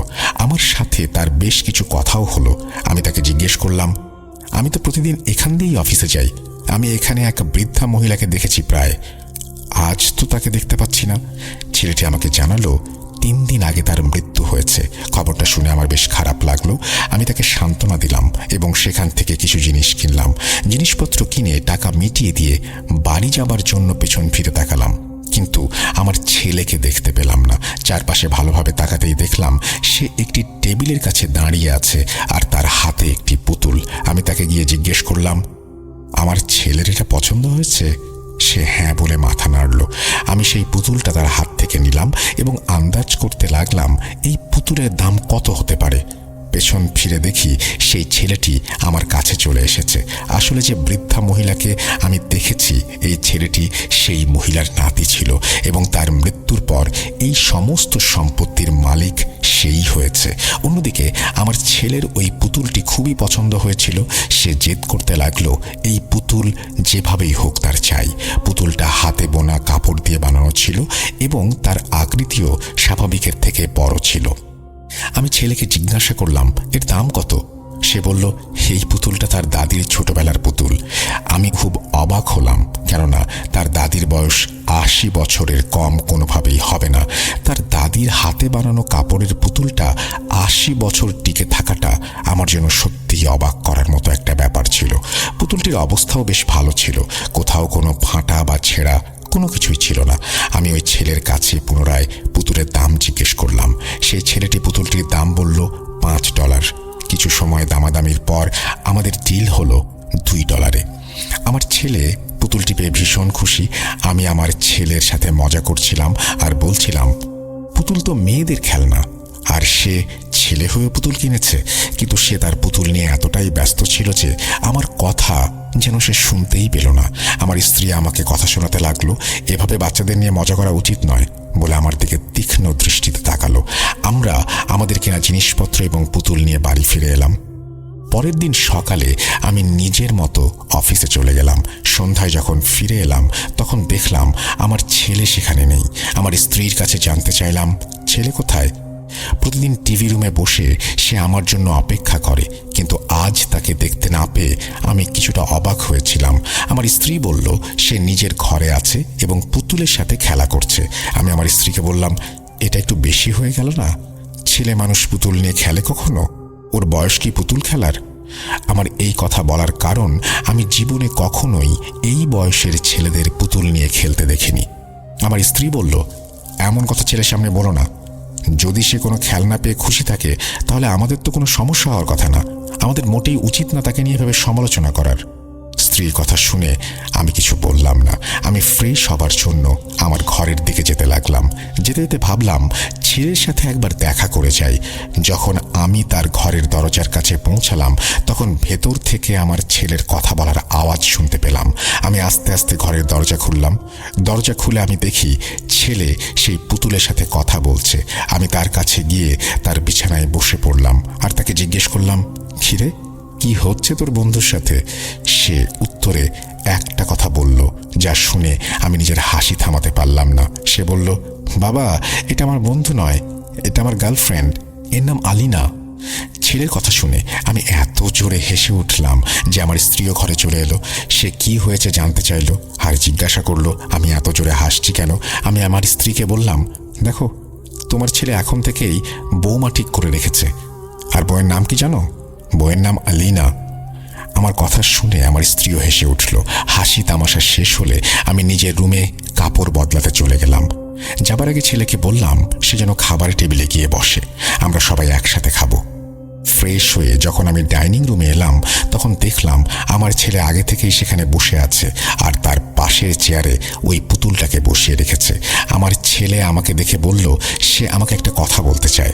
আমার সম্মতি পেয়ে সে বলল, পুতুল নিয়ে আমি যে কথাগুলো বলেছি আর যেভাবে মজা করেছি আলিনার অর্থাৎ পুতুলটির নাকি তা একদমই পছন্দ হয়নি। অবাক করা ব্যাপার হচ্ছে সেই কথাটা বলার পরপরই আমার চোখ ওই পুতুলটির দিকে গেল।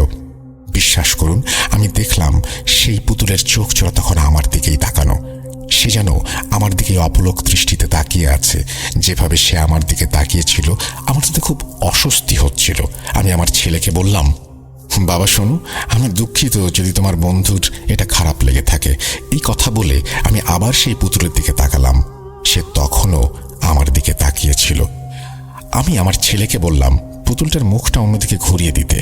কারণ হিসেবে হাসতে হাসতে বললাম, এই পুতুল আমার খাবারের দিকে নজর দিচ্ছে। কথাটি এভাবে বলেছিলাম কেননা স্ত্রী এবং বাচ্চার সামনে বলতে পারছিলাম না আমি সেই পুতুল দেখে আসলে কিছুটা ভয় পাচ্ছি। বারবার মনে হচ্ছিল সে সত্যিই আমার দিকে ভয়ানক রাগ নিয়ে তাকিয়ে আছে। আমার ছেলে আমার কথা শুনে পুতুলের মাথাটা অন্যদিকে ঘুরিয়ে দিল। আমি স্বস্তির নিঃশ্বাস ফেললাম। সারাদিন পুতুল নিয়ে খেলার জন্য আমার ছেলে বেশ ক্লান্ত হয়ে গিয়েছিল। সে খাবার খেতেই ঘুমিয়ে পড়ল। ওর মা ওকে কোলে নিয়ে ওর ঘরে চলে গেল। আমি তখন পানি খেয়ে খাবার টেবিল থেকে উঠতে যাচ্ছিলাম। হঠাৎ চোখ পড়ল পুতুলটার দিকে, আর পুতুলটার দিকে চোখ পড়তে আমি অবাক হয়ে গেলাম। সে এখনও চেয়ারে বসে আমার দিকেই তাকিয়ে আছে। আমি ভাবলাম যখন আমার স্ত্রী ছেলেকে কোলে তুলেছিল তখন হয়তো ছেলের পা পুতুলের সাথে ধাক্কা লেগেছিল, আর এই কারণেই পুতুলের মুখ আবার আমার দিকে ঘুরে গেছে। আমি 7-5 না ভেবে পুতুলটাকে তুলে নিয়ে ছেলের ঘরের দিকে চলে গেলাম। ঘরে পৌঁছে দেখলাম ওর মা ওকে ঘুম পাড়িয়ে কেবল রুম থেকে বের হচ্ছে। আমি তাকে বললাম পুতুলটা ছেলের কাছে রেখে দিতে। সকালে উঠে পুতুল না দেখতে পেলে হয়তো সে বিরক্ত হবে। এরপর আমি পুতুলটা আমার স্ত্রীর হাতে দিয়ে নিজের ঘরের দিকে চলে গেলাম। আমি আমার ঘরের দিকে যাবার জন্য হাঁটতে শুরু করলাম। আমি ঘরের দিকে এগোচ্ছি আর কয়েক সেকেন্ড পরেই পেছন থেকে হাঁটার শব্দ শুনলাম। মনে হলো আমার স্ত্রী পুতুল রেখে আমার পেছনেই আসছে। আমি হাঁটতে হাঁটতে স্ত্রীর সাথে কথা বলতে শুরু করলাম এবং অফিসের নানান ব্যাপার তাকে জানাতে শুরু করলাম। আপনাদের একটি কথা জিজ্ঞাসা করি। মনে করুন আপনি একা বাড়িতে আছেন যেখানে শুধু আপনারা স্বামী স্ত্রী এবং এক ছেলে থাকেন। ছেলে ঘুমোচ্ছে আর আপনি ঘরের দিকে যাচ্ছেন। ঘরে যাবার সময় পেছন থেকে হাঁটার শব্দ আপনার কানে ভেসে আসছে। তাহলে আপনার মাথায় কি আসবে? 100% নিশ্চিতভাবে এটাই মনে হবে পেছনে যিনি আসছেন তিনি আপনার স্ত্রী। আমিও তাই ভেবেছিলাম এবং তার সাথে কথা বলতে বলতে হাঁটছিলাম। আমি তাকে বললাম আমার অফিসের এক বন্ধু আমাদের বাড়িতে দাওয়াত খেতে চাচ্ছে। আমি তাকে জিজ্ঞাসা করলাম তার সমস্যা না থাকলে কালকেই দাওয়াত দেওয়ার প্ল্যান করছি। এই কথা বলে আমি তার উত্তরের জন্য অপেক্ষা করছিলাম, কিন্তু পেছন থেকে কোনো উত্তর আসছিল না। আমার মনে হলো দাওয়াতের কথা শুনে আমার স্ত্রীর হয়তো মুড অফ হয়ে গেছে। আমি হাসতে হাসতে বললাম, তুমি চিন্তা করো না, আমি বাইরে থেকে খাবার আনিয়ে নেব। এই কথা বলে যখনই আমি পেছন ফিরে তাকালাম আমি যেন নিজের চোখকেই বিশ্বাস করতে পারলাম না। আমার পেছনে কেউ নেই, পুরো লবিটাই একেবারে খালি পড়েছিল। আমি বেশ কিছুক্ষণ সেখানে থ হয়ে দাঁড়িয়ে রইলাম। কিছুক্ষণ পর দেখলাম আমার সামনেই আমার স্ত্রী রুমের দরজা দিয়ে বাইরে বেরিয়ে গেল। দরজাটা বন্ধ করে আমার দিকে আসতে লাগলো। সে আমার কাছে এসে জিজ্ঞাসা করলো আমি এখানে এভাবে দাঁড়িয়ে আছি কেন। আমি তাকে জিজ্ঞেস করলাম সে কি ছেলের রুম থেকে বের হয়ে আবার কোনো কারণে রুমে গিয়েছিল। সে বলল বাচ্চাটা তার ঘর বেশ অগোছালো করে রেখেছিল, তাই সে পরিষ্কার করে একেবারে বের হয়েছে। আমি তাকে আমার সাথে কিছুক্ষণ আগে ঘটে যাওয়া ঘটনার ব্যাপারে বললাম না। সকালে আমার ছেলের সাথে দেখা হলো ডাইনিং টেবিলে। আমরা দুজনেই নাস্তার জন্য অপেক্ষা করছিলাম এবং আমার স্ত্রী কিচেনে ডিম ভাজি নিয়ে ব্যস্ত ছিল। আমি খেয়াল করলাম ওই পুতুল এখনও আমার ছেলের সাথেই তার পাশের চেয়ারে বসা। যখনই আমি তার দিকে তাকাচ্ছিলাম আমার মনে হচ্ছিল পুতুলটা আমার দিকে প্রচণ্ড রাগ নিয়ে তাকিয়ে আছে। আমি ছেলেকে বললাম, শোন, এটা তোর খেলনা, এটা তোর ঘরে রেখে আসবি, খাবার সময় একে এভাবে আনবি না। কিন্তু আমার ছেলে আমার কথা শুনে রেগে গেল। সে বলল, বাবা, আমি তোমাকে আগেই বলেছি ও কোনো খেলনা নয়, ও আমার গার্লফ্রেন্ড। তার কথা শুনে আমি বেশ বিরক্ত হলাম। আমি তাকে কিছু একটা বলতে যাব, এমন সময় আমার স্ত্রী আমার দিকে ইশারা করলো। ইশারায় সে আমাকে কিছু বলতে বারণ করে দিল। আমি আর ছেলেকে কিছু বললাম না, কিন্তু সেই পুরো নাস্তার সময়টা আমি অনেক বেশি বিরক্ত হয়ে থাকলাম। আমি আপনাদেরকে সেই অনুভূতির কথা বলে বোঝাতে পারবো না। আমি যখন সেই পুতুলটাকে দেখছিলাম তখনই আমার বিরক্তি লাগছিল এবং ইচ্ছে করছিল এটাকে তুলে বাইরে ফেলে দিয়ে আসি। আমি বিরক্ত হয়েই অফিস চলে গেলাম।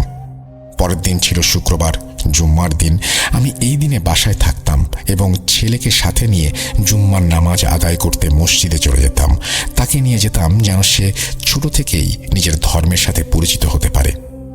জুম্মার দিনে আমার আরেকটা রুটিন ছিল। আমি প্রতি জুম্মায় ক্যাসেট প্লেয়ারে সূরা বাকারা চালাতাম। আমার স্ত্রী এবং ছেলে দুজনেই আমার এই অভ্যাস সম্পর্কে জানত। আমি ছোটবেলায় আম্মার কাছে শুনেছিলাম যদি সূরা বাকারার তেলাওয়াত ঘরে করা হয় তাহলে নাকি শয়তান ঘরে ঢুকতে পারে না, এবং যদি কোনো শয়তান আগে থেকেই ঘরে থাকে তাহলে তারাও নাকি পালিয়ে যায়। আম্মার এই কথা আমার মনে গেঁথে গিয়েছিল, আর তাই প্রতি জুম্মার দিনে ক্যাসেটে সূরা বাকারা চালিয়ে দিতাম। সূরা চালিয়ে আমি গোসল করতে বাথরুমে চলে গেলাম। যখন গোসল শেষে বাথরুম থেকে বের হলাম তখন সূরার আওয়াজ আর শুনতে পেলাম না। আমি সূরার আওয়াজ কেন পাচ্ছি না তা দেখার জন্য যখন ক্যাসেট প্লেয়ারটি কাছে নেই তখন দেখলাম সেটি অফ হয়ে আছে, তাতে কোনো লাইট জ্বলছে না। আমি গিয়ে আমার স্ত্রীকে জিজ্ঞেস করলাম এই কাজ কে করেছে। সে বলল সে জানে না। হঠাৎ করে কিভাবে যেন আওয়াজ বন্ধ হয়ে গেল। আমি ভাবলাম হয়তো ছেলে বন্ধ করে দিয়েছে, তাই ছেলের ঘরে গিয়ে তাকে জিজ্ঞাসা করলাম ক্যাসেট প্লেয়ার সে বন্ধ করেছে কিনা। সে বলল সে বন্ধ করেনি, সে নাকি বাইরেই যায়নি। আমি আবার ক্যাসেট প্লেয়ার অন করার চেষ্টা করলাম, কিন্তু কিছুতেই তা অন হচ্ছিল না। আমি প্লাগ, পাওয়ার সবকিছু চেক করলাম, কিন্তু কিছুতেই ক্যাসেট প্লেয়ার অন হচ্ছিল না। এর মধ্যেই আমার পৌনে 1 ঘন্টা সময় নষ্ট হয়ে গেল। ঘড়ির দিকে তাকিয়ে দেখি জুম্মার নামাজের সময় হয়ে গেছে। আমি আমার ছেলেকে বললাম দ্রুত তৈরি হয়ে নিতে, কিন্তু সে বলল আজ নাকি তার শরীরটা ভালো নেই, তাই আজ সে নাকি আমার সাথে যেতে পারবে না।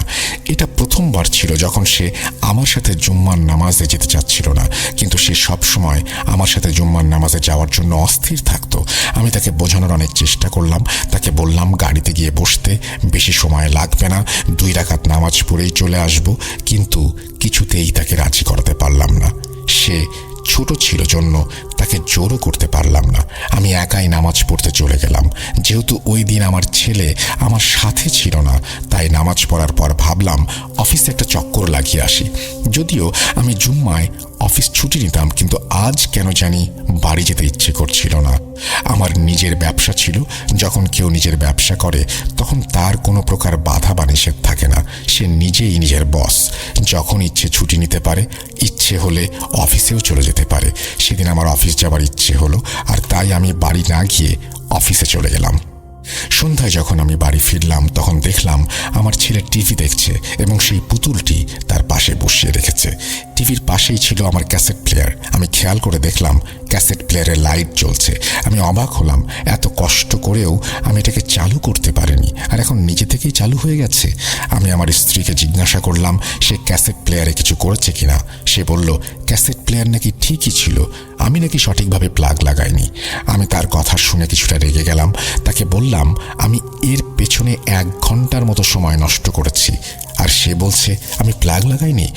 আমার কথা শুনে সে বলল আমার উপর রাগ করছো কেন, তুমি নিজেই গিয়ে দেখো, ক্যাসেট প্লেয়ার তো তোমার সামনে আছে, আমি শুধু প্লাগটা বের করে আবার সঠিকভাবে লাগিয়েছি। স্ত্রীর কথা শুনে আমার নিজের ওপরেই সন্দেহ হতে লাগলো। হতেও পারে আমি ভুল করেছি, প্লাগটা সঠিকভাবে না লাগানো হয়েও থাকতে পারে।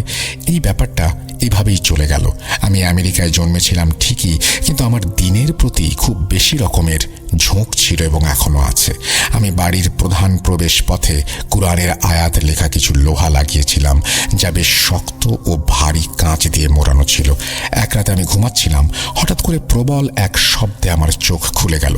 আমি উঠে দেখি আমার স্ত্রীও উঠে গেছে আওয়াজ শুনে। আমরা দৌড়ে দুজনেই বাইরে চলে গেলাম। বাইরে বের হয়ে দেখলাম আমার ছেলে দাঁড়িয়ে আছে এবং তার সামনে বড় বড় কাঁচের টুকরো পড়ে আছে, যার ভেতরে লোহা দিয়ে লেখা কুরআনের আয়াত ছিল। আমি দ্রুত গিয়ে তাকে আমার কোলে তুলে নিলাম এবং জিজ্ঞেস করলাম সে কোথাও ব্যথা পেয়েছে কিনা। সে বলল কোথাও ব্যথা পায়নি। আমি তাকে জিজ্ঞেস করলাম এই কাঁচ কিভাবে ভেঙে গেল, সে এখানে কি করছে। সে বলল সে নিজেও নাকি শব্দ শুনেই বাইরে বেরিয়ে এসেছে। আমার বাড়ির যেসব কাচের টুকরোতে কোরআনের আয়াত লেখা ছিল সেগুলো আমার চোখের সামনেই ভেঙে পড়ে আছে। কোনো উপায় না পেয়ে আমাকে ভাঙা গ্লাসগুলো একটা ব্যাগের মধ্যে জমা করে মাটির নিচে দাফন করতে হলো, যেন কোনোভাবেই আয়াতের অসম্মান না হয়। আমি খেয়াল করলাম যখন থেকে এই অপয়া পুতুল আমাদের বাড়িতে এসেছে কিছু না কিছু অদ্ভুত ঘটেই চলেছে। বাড়ির পরিবেশও কেমন যেন ভারী হয়ে গেছে, আর আমি নেগেটিভ এনার্জির উপস্থিতি অনুভব করছিলাম। আমি সেদিন রাতেই আমার ছেলের কাছে গিয়ে বললাম, বাবা শোনো, যদি আমি তোমার জন্য খুব সুন্দর একটা দামি পুতুল নিয়ে আসি, তাহলে আমরা এই পুরনো পুতুলটা অন্য কাউকে দিয়ে দিতে পারবো। তাহলে অন্য কেউ এটা দিয়ে খেলতে পেরে অনেক খুশি হবে। আমি যদিও বলেছিলাম এই পুতুল আমি অন্য কাউকে দেব, কিন্তু আমার আসল পরিকল্পনা ছিল এটাকে ফেলে দেয়া অথবা পুড়িয়ে ফেলা। কিন্তু আমার ছেলে ওই পুতুলের জন্য পাগল হয়ে গিয়েছিল। সে কোনোভাবেই তাকে ছাড়তে রাজি না। আমি তাকে নানা জায়গায় ঘুরতে নিয়ে যাওয়ার প্রলোভনও দেখিয়েছিলাম, যা সে অনেক বেশি পছন্দ করত, কিন্তু সে কিছুতেই রাজি হলো না। এক রাতে আমি আর আমার স্ত্রী ঘুমিয়ে আছি। হঠাৎ ঘুমের মধ্যে আমি আমার ছেলের কণ্ঠস্বর শুনতে পেলাম। সে বলছে, বাবা আমাকে বাঁচাও, আমাকে মেরে ফেলবে। আমি তড়িঘড়ি করে উঠলাম আর বিছানায় বসে পড়লাম। আমি বুঝতে পারছিলাম না সত্যি এমন কিছু শুনেছি নাকি এটি শুধুই স্বপ্ন। আসলে কি আমার ছেলে সাহায্যের জন্য আমাকে ডাকছে? আমি বিছানা থেকে নেমে গেলাম এবং আমার ছেলের ঘরে চলে গেলাম। আমি তার ঘরের কাছে পৌঁছালাম আর দরজা খুললাম। ঘরের ভেতরে আলো বন্ধ ছিল, শুধু জানালার ফাঁক দিয়ে একটু চাঁদের আলো আসছিল। আমার ছেলে গভীরভাবে ঘুমাচ্ছিল, তার হাতে ছিল সেই অপয়া পুতুল। আমি নিশ্চিত হলাম আমার ছেলে নিরাপদ আছে দেখে। আমি নিজের ঘরে ফিরতে যাবার জন্য ছেলের ঘরের দরজা বন্ধ করতে লাগলাম। হঠাৎ আমি মৃদু চাঁদের আলোতে দেখলাম বিছানার নিচে কেউ আছে, আর তার পা বিছানার বাইরে বেরিয়ে আছে। আমার নজর পড়তেই পা ভেতরে নিয়ে নিয়েছে। আমি হঠাৎ করে এই ব্যাপার দেখে চমকে গেলাম এবং তাড়াতাড়ি রুমের লাইট অন করলাম, কিন্তু লাইট জ্বালানোর সাথে সাথেই যে নিচে বসেছিল সে গায়েব হয়ে গেল। আমি বারবার আমার চোখ মলে দেখার চেষ্টা করতে লাগলাম। খাটের নিচটাও ভালো করে দেখলাম। আমি 100% নিশ্চিত আমি কোনো ভুল দেখিনি। আমি কাউকে অবশ্যই দেখেছি। তার পায়ের আঙুলগুলো আমি নিজের চোখে দেখেছি এবং সেগুলো পুরোপুরি একজন মানুষের মতোই ছিল। লাইট জ্বালানো আর চলাফেরার কারণে আমার ছেলেও উঠে বসলো। সে আমাকে কি হয়েছে জিজ্ঞাসা করলো। আমি তাকে কিছুই বললাম না। আমি আমার ছেলেকে কোলে তুলে নিলাম এবং এই অপয়া পুতুল ছেলের রুমে ফেলে রেখেই ছেলেকে নিয়ে আমার ঘরে শুয়ে পড়লাম। সে ঘুম ঘুম অবস্থায় ছিল জন্য পুতুলটাকে নেয়ার কথা তার মনে ছিল না। যদি সে জেগে থাকতো তাহলে কখনোই পুতুলটা হাত ছাড়া করতো না। পরের সকালে আমি আমার স্ত্রীর সাথে কথা বললাম এবং তাকে কিছু জিনিস বোঝাতে চাইলাম। আমি বললাম, আমার মনে হচ্ছে এই পুতুলের সাথে কোনো না কোনো সমস্যা অবশ্যই আছে। আমার কথা শুনে আমার স্ত্রী অবাক হয়ে গেল। বাড়িতে যা কিছু হচ্ছে তার জন্য এই পুতুলের হাত কিভাবে থাকতে পারে, এটিই তার ছিল প্রধান প্রশ্ন। আমি তাকে বললাম, সে যা খুশি বলুক না কেন, আমি পুরোপুরি নিশ্চিত এই পুতুলের জন্যই এই বাড়িতে সমস্যা হচ্ছে। আমার কথা শুনে সে বলল, যদি আসলেই এমন কিছু হয়ে থাকে তাহলে তার প্রমাণ দিতে হবে। তাকে এমন কিছু দেখাতে হবে যা দেখে মনে হবে আমার ধারণাটা সত্যি। পরের দিন ছিল জুম্মার দিন। আমি স্ত্রীকে বললাম, আমি জুম্মার দিন আবার সূরা বাকারা চালাবো, কিন্তু সেটা সম্পূর্ণ হবার আগেই নিজে থেকে বন্ধ হয়ে যাবে। সে আমার কথা শুনে হাসতে লাগলো এবং বলল, আমি কিভাবে জানলাম এমনটা হবে? আমি বললাম, আমার ষষ্ঠ ইন্দ্রিয় বলছে গত জুম্মার দিন ক্যাসেট প্লেয়ার বন্ধ হবার পেছনে নিশ্চয়ই কোনো শয়তানের হাত ছিল। আমার স্ত্রী আমার কথা শুনে বলল, ঠিক আছে, দেখা যাক কি হয়। তুমি কাল সূরা বাকারা লাগিও, তারপর দেখি কি হয়। পরদিন কথা অনুযায়ী আমি সূরা বাকারা চালালাম আর ভলিউম ফুল করে দিলাম। কিছু সময় পরই আমার ছেলে আমার ঘরে এলো এবং বলল, বাবা, আলিনা বলছে ক্যাসেট প্লেয়ার বন্ধ করে দাও। আমি আমার ছেলেকে ডেকে বললাম, বাবা, এটা তো আল্লাহর কালাম, তোমার বন্ধু এটা কেন বন্ধ করতে বলছে? সে বলল, বাবা, আলিনা বলছে যখন তুমি ক্যাসেট প্লেয়ার বাজাও তখন তার রাগ হয়। আমি নিশ্চিত হতে পারছিলাম না এটা আমার ছেলের কোনো মন গড়া কথা নাকি সে আসলেই সত্যি কথা বলছে। সে কি আসলেই ওই পুতুলের সাথে কথা বলছে নাকি অন্য কোনো শয়তানি সৃষ্টি সেই পুতুলের মাধ্যমে আমার ছেলের সাথে কথা বলছে? আমি আমার ছেলেকে কোলে তুলে নিলাম আর বললাম, বাবা, তোমার বন্ধুটা আসলে খারাপ। আল্লাহর কালাম শুনে শুধু শয়তানরাই কষ্ট পায়। আমি আমার ছেলের সাথে এসব নিয়ে কথা বলতে বলতেই ক্যাসেট প্লেয়ার বন্ধ হয়ে গেল। আমি বাইরে গিয়ে দেখলাম ক্যাসেট প্লেয়ারের প্লাগে আগুন লেগে গেছে, আর আগুন এত বেশি ছিল যে ক্যাসেট প্লেয়ারের অনেকাংশই পুড়ে গেছে। আমি আমার স্ত্রীর দিকে তাকালাম, তার মুখেও চিন্তার ছাপ স্পষ্ট। আমি দৌড়ে গিয়ে আগুন নেভালাম। আমার স্ত্রী বলল, এখন আমরা কি করব? আমি তাকে বললাম, প্রথমত আমাদের ছেলেকে একা ঘুমোতে দেয়া ঠিক হবে না। রাতের বেলা তাকে আমাদের রুমেই ঘুম পাড়াতে হবে। আর এই পুতুলের কি সমস্যা তা আমি নিজের মতো করে জানার চেষ্টা করব। পরের দিনই একটা মজার ঘটনা ঘটল। আমি অফিসে যাচ্ছিলাম সেই বাড়ির সামনে দিয়ে, যেখানে কিছু ছেলে দাঁড়িয়েছিল আর নিজেদের মধ্যে কি সব কথাবার্তা বলছিল। ওই বাড়ির দিকে ইশারা করেই তারা কথাগুলো বলছিল। আমি গাড়ি থামিয়ে তাদের কাছে গেলাম। তাদের কাছে গিয়ে তাদের সাথে কথাবার্তা বললাম, এবং কথাবার্তার মধ্যেই তাদের একজন আমাকে কিছু অদ্ভুত তথ্য দিল, যা শুনে আমি একটু ভীত হয়ে গেলাম আর কিছু কিছু বিষয় বুঝতে শুরু করলাম। সে বলছিল এই বাড়ির বৃদ্ধা মহিলা খুব ভালো কোনো মহিলা ছিলেন না। তিনি অদ্ভুতভাবে মানুষদের চিকিৎসা করতেন। আমি তাকে জিজ্ঞাসা করলাম তিনি কি ধরনের চিকিৎসা করতেন। উত্তরে ছেলেটি বলল সেই মহিলা নাকি শয়তানের মাধ্যমে মানুষের চিকিৎসা করতেন আর টাকার বিনিময়ে কালো জাদু নাকি করতেন। তার কথা শুনে আমি থ হয়ে গেলাম। আমি তাকে খোদা হাফিজ বলে গাড়িতে চড়ে মসজিদের দিকে রওনা দিলাম। মসজিদে পৌঁছে আমি মসজিদের ইমাম সাহেবকে সবকিছু খুলে বললাম এবং এই বিষয়ে তার মতামত জানতে চাইলাম। তিনি বললেন এই বিষয়ে তিনি এখনই কিছু বলতে পারবেন না। ভালো হবে যদি আমি সেই পুতুল নিয়ে এখানে আসি। আমি তাকে জানালাম আমার ছেলে ওই পুতুল কিছুতেই হাতছাড়া করতে দেয় না, আর তাই পুতুলটি নিয়ে আসা সম্ভব নয়। ইমাম সাহেব কিছুটা সময় ভেবে আমাকে বললেন তিনি আজ মাগরিবের পর আমাদের বাসায় আসবেন। ইমাম সাহেবের সাথে কথা বলে আমি আর অফিসে না গিয়ে সরাসরি বাসায় চলে এলাম। বাড়ি ফিরে পুতুলটাকে আগের থেকে আরো বেশি ভয় লাগছিল আমার। আগে এর প্রতি যে ঘৃণার অনুভূতি ছিল সেটা এখন ভয়ে রূপান্তরিত হয়েছে। পুতুলটা আমার সামনেই সোফায় পড়েছিল।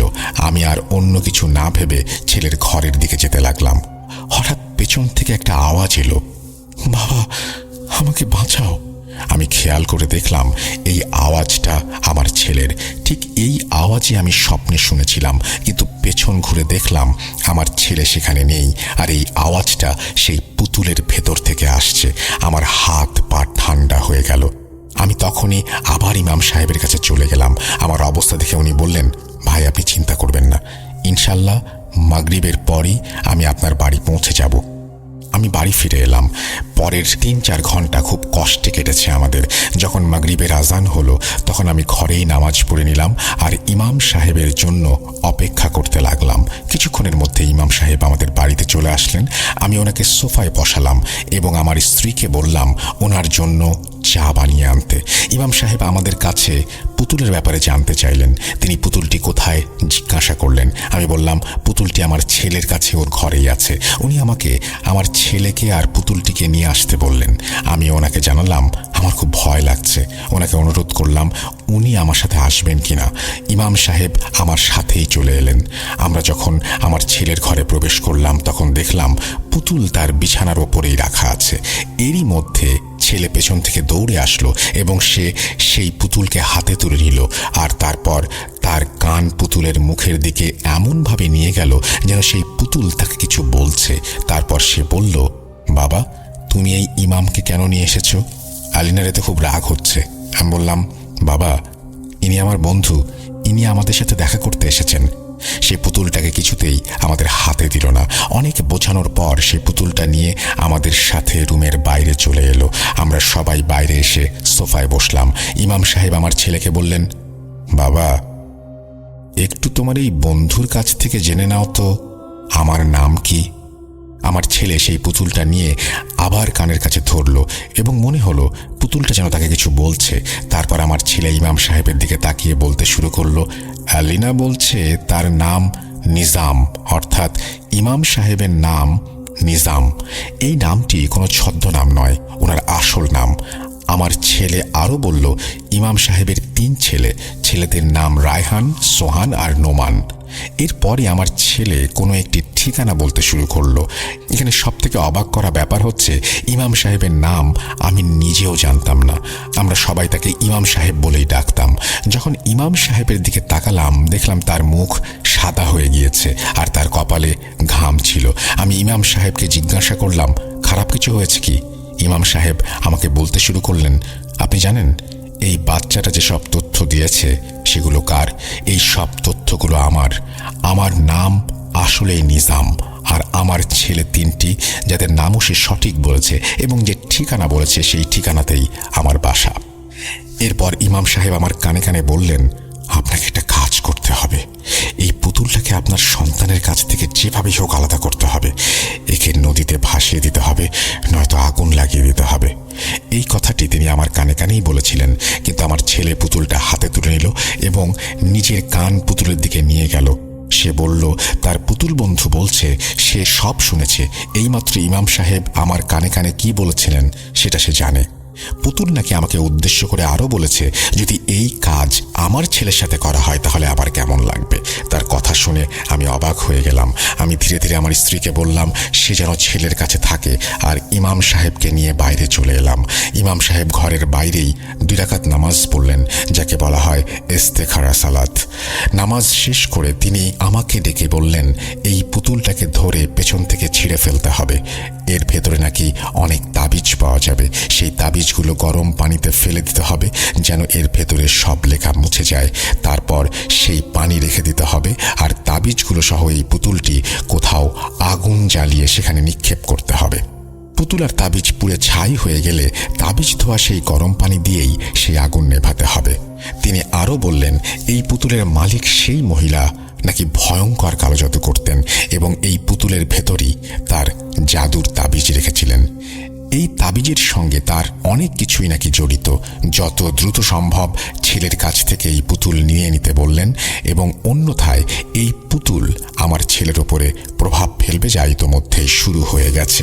আমি এবং ইমাম সাহেব কথাবার্তা দ্রুত শেষ করে ঘরে ফিরলাম। আমি ঠিক করে নিয়েছিলাম যদি আমার ছেলে কাঁদে বা চিৎকার করে তাতে আমার কিছুই আসে যায় না, আমি তার কাছ থেকে এই পুতুল কেড়ে নেবই। আমরা যখন ভেতরে এলাম তখন আমার স্ত্রী এবং ছেলে সোফায় বসেছিল। আমি চারপাশে তাকালাম কিন্তু পুতুলটি কোথাও দেখতে পেলাম না।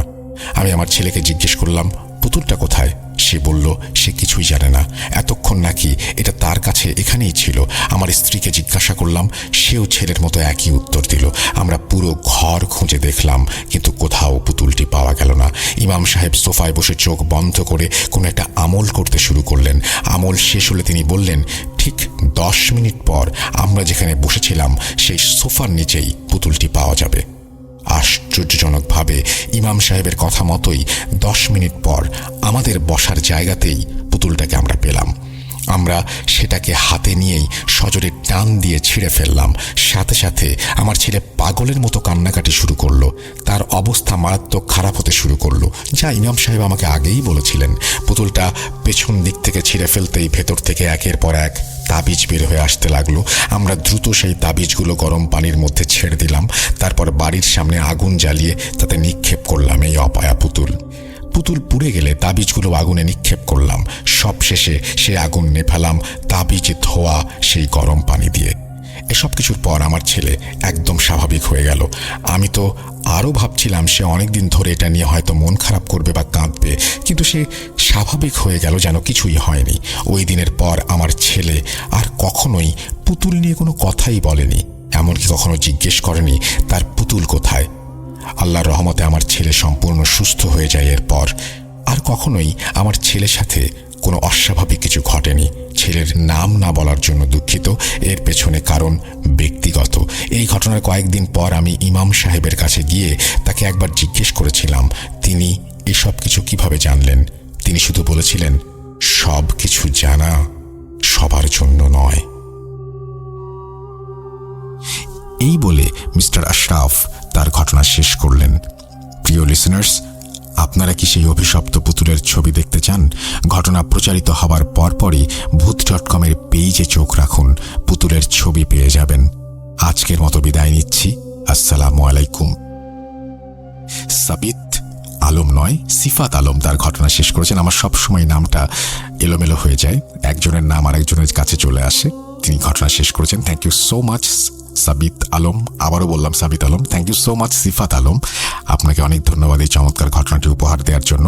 পুতুল সংক্রান্ত ঘটনা আমার কাছে আমার নিজেরও পড়তেও ভয় লাগে। যাই হোক, যারা শুনেছেন তাদের নিশ্চয়ই ভালো লেগেছে। যদি ভালো লাগে অবশ্যই আমাকে জানাবেন। আমরা চলে যাব আমাদের পরবর্তী ঘটনায়।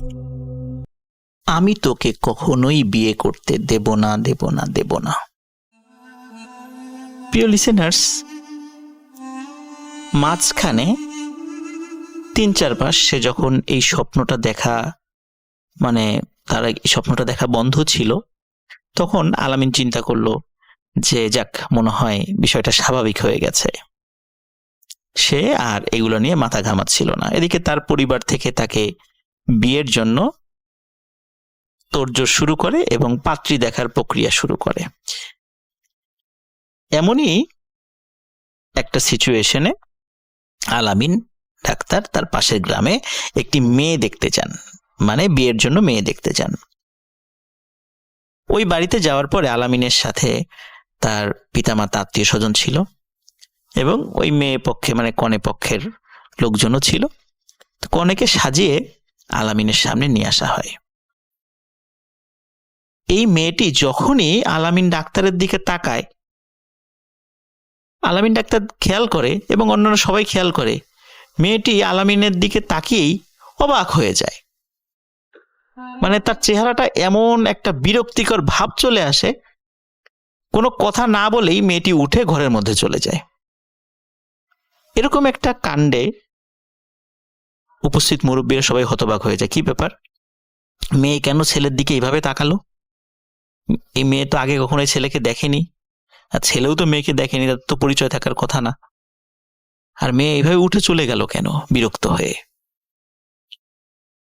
তখন কয়েক মিনিটের মধ্যে ভেতর থেকে এসে এক মুরব্বী জানালো যে এই বিয়েটি হবে না, আপনারা চলে যেতে পারেন। আসলে কেন হবে না এই প্রশ্ন যখন করা হয়েছে, তখন ওই মেয়ে পক্ষ বলছে যে এই প্রশ্নের উত্তর আমরা এখন দিতে পারবো না।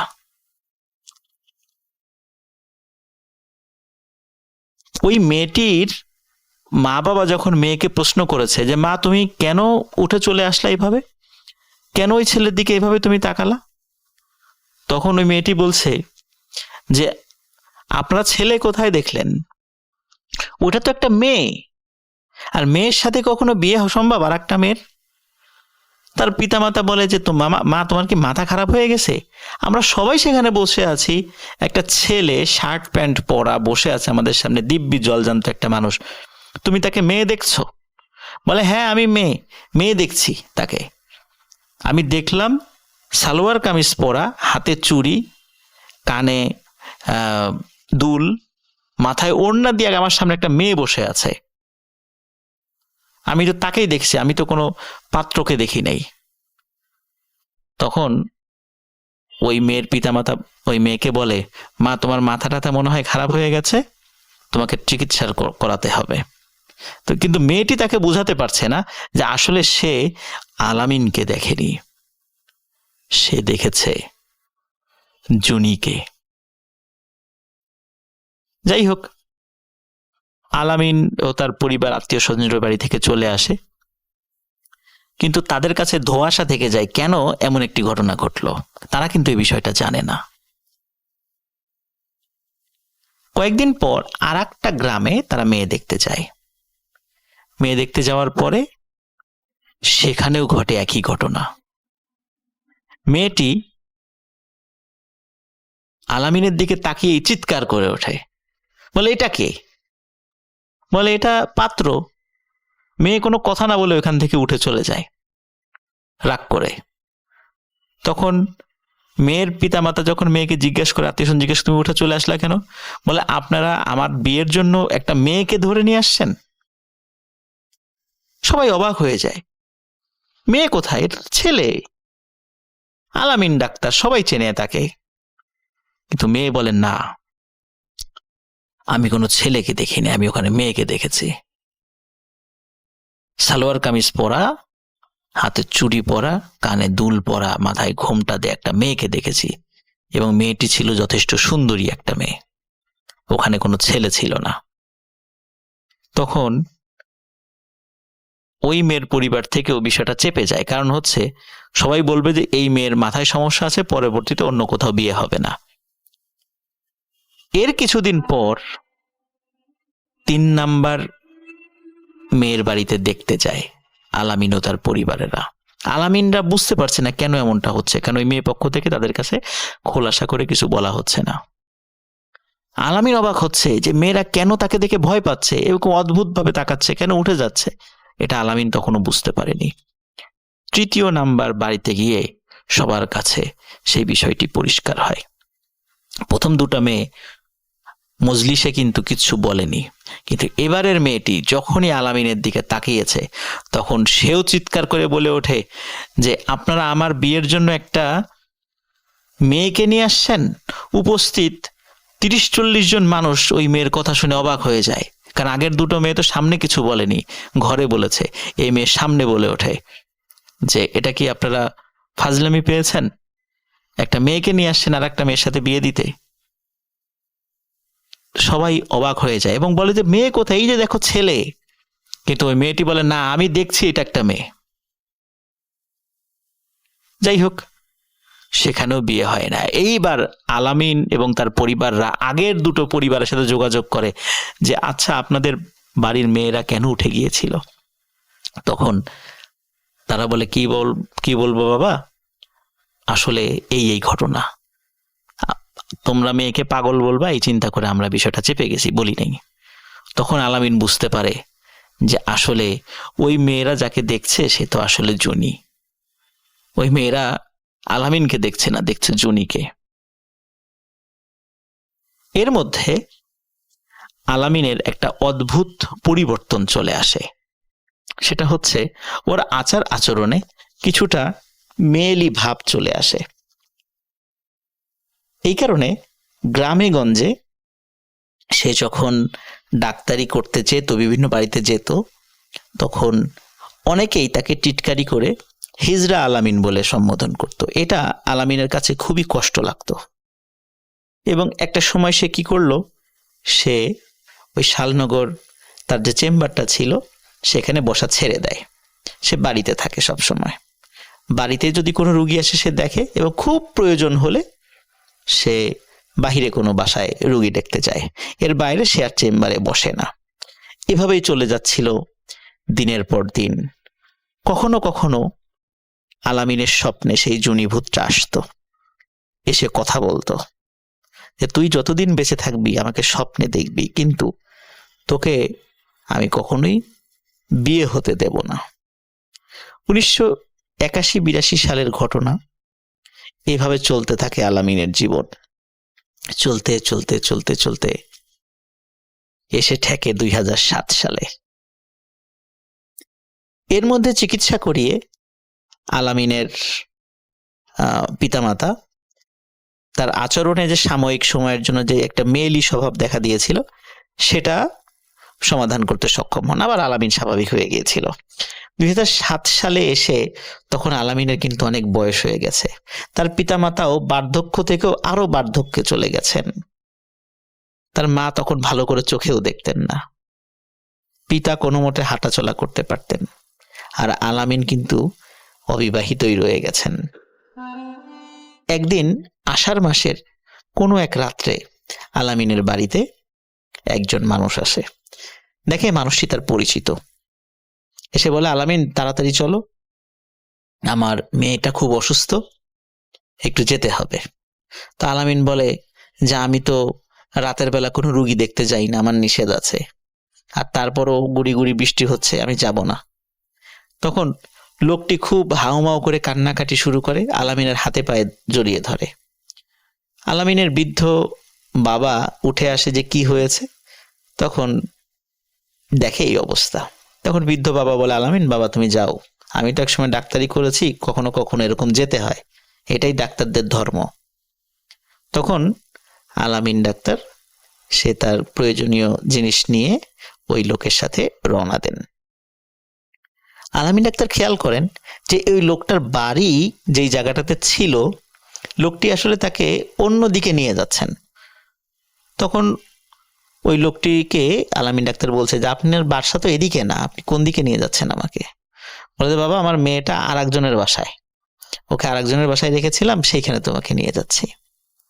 তখন আলামিন ডাক্তার 7-5 না ভেবে তার সাথে যাওয়া শুরু করেন। আলামিন ডাক্তার একটা বাড়ির সামনে এসে থমকে যান। দেখেন সেই বাড়িটা একটা আন্ডার কনস্ট্রাকশন বাড়ি, মানে সেই বাড়িটা সম্পূর্ণ নয়, সেই বাড়িতে ছাদ নাই, কিচ্ছু নাই। তখন আলামিন ডাক্তার বলে যে এইখানে বৃষ্টি পড়ছে, এই বাড়ির মধ্যে কে আছে? এখানে তো কোনো মানুষ দেখছি না, আপনি কোথায় নিয়ে এলেন আমাকে? হঠাৎ করে আলামিনের ডাক্তারের চোখে আলো ধরা পড়ে। দেখে ঘরের মধ্য থেকে একটি আলো বের হয়ে আসছে, একটা লম্বা আলো। আলামিন ডাক্তার খুব ভালো করে খেয়াল করে, আসলে এটি আলো নয়, এটি হচ্ছে সেই জুনি। তার সারা শরীর লাইটের মতো, একটা অদ্ভুত রঙের আলো তার শরীর থেকে বের হচ্ছে এবং জুনি আস্তে আস্তে তার দিকে এগিয়ে আসছে।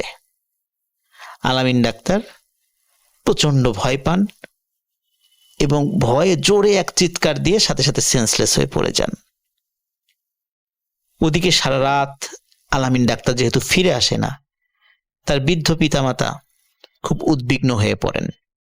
ভোরের আলো ফুটতেই তার পিতা পাশের প্রতিবেশীদেরকে ডেকে তোলেন এবং সব ঘটনা খুলে বলেন যে রাত্রে একজন এসে আলামিনকে নিয়ে গেছে, আলামিন তো বাড়িতে ফেরেনি।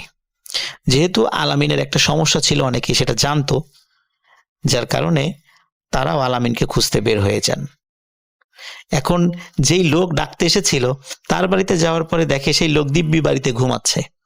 তাকে যখন জিজ্ঞেস করা হয়, সে বলে না তো, আমি তো আলামিনকে ডাকতে যাই নাই, আর আমার মেয়ে তো সুস্থ। তখন সবার সন্দেহ ঘনীভূত হয়, সবাই মনে করে জুনি আবার ফিরে এসেছে, জুনি আবার আলামিনের কোনো ক্ষতি করবে। সবাই তন্ন তন্ন করে গ্রামে খুঁজতে থাকে, কিন্তু কারো ধারণাই ছিল না ওই আন্ডার কনস্ট্রাকশন ওই বাড়িতে আলামিনকে পাওয়া যেতে পারে। অনেক খোঁজাখুঁজি করার পর আলামিনকে একজন রাখাল দেখতে পান। তিনি সবাইকে খবর দিলে আলামিনকে উদ্ধার করে তার বাড়িতে নিয়ে আসা হয়। বাড়িতে নিয়ে আসার পরে তাকে সুস্থ করা হয়। কিন্তু জ্ঞান ফেরার পরেই আলামিনের এক অদ্ভুত আচরণ সবাই দেখে আলামিন আর স্বাভাবিক পুরুষ মানুষের মতো কথা বলছে না, সে মেয়েদের মতো কথা বলছে, অনেকটা মেয়েদের কণ্ঠে। এবং সে তার মায়ের অনেক আগের যেই রং বেরঙের শাড়ি, সেই শাড়ি পরা শুরু করেছে। সে মেয়েদের যেই অর্নামেন্টস গুলো আছে সেগুলো পরছে। সে মেয়েদের মতো সাজুগুজু করছে। তো সবাই বলে যে আলামিনের মাথা পুরোপুরি শেষ হয়ে গেছে, আলামিন পাগল হয়ে গেছে। তো আলামিন আসলেই তার মানসিক ভারসাম্য হারিয়ে ফেলেন। সে মেয়েরা যেভাবে চলাফেরা করে, মেয়েরা যেভাবে থাকে, যে ড্রেস পরে, সে এইরকমটা করতে চাইতো। মানুষ তাকে দেখে হাসতো, তুচ্ছ তাচ্ছিল্য করত, যার কারণে সে আরো বেশি অসুস্থ হয়ে পড়ে। আর আলামিনের তো বয়সও হয়ে গিয়েছিল বেশ, কারণ 1980-82 সালের দিকে তার বয়স ছিল 30-32 বছর। আর 2007 সালে এসে তার বয়স কত হতে পারে আপনারা নিশ্চয়ই বুঝতে পারছেন কতটা বছর পার হয়ে গেছে। প্রিয় লিসেনার্স, আলামিন কিন্তু খুব বেশি দিন বাঁচেনি, এরপরে মাত্র কয়েক মাস বেঁচে ছিল। এরপরে আলামিন মারা যায়। তাকে শেকল দিয়ে বেঁধে রাখতে হতো, কারণ শেকল খুলে দিলেই সে নদী পার হয়ে, সেই জঙ্গল পার হয়ে ওই জায়গাটাতে চলে যেত যেই জায়গাটাতে জুনিদের বাড়ি ছিল।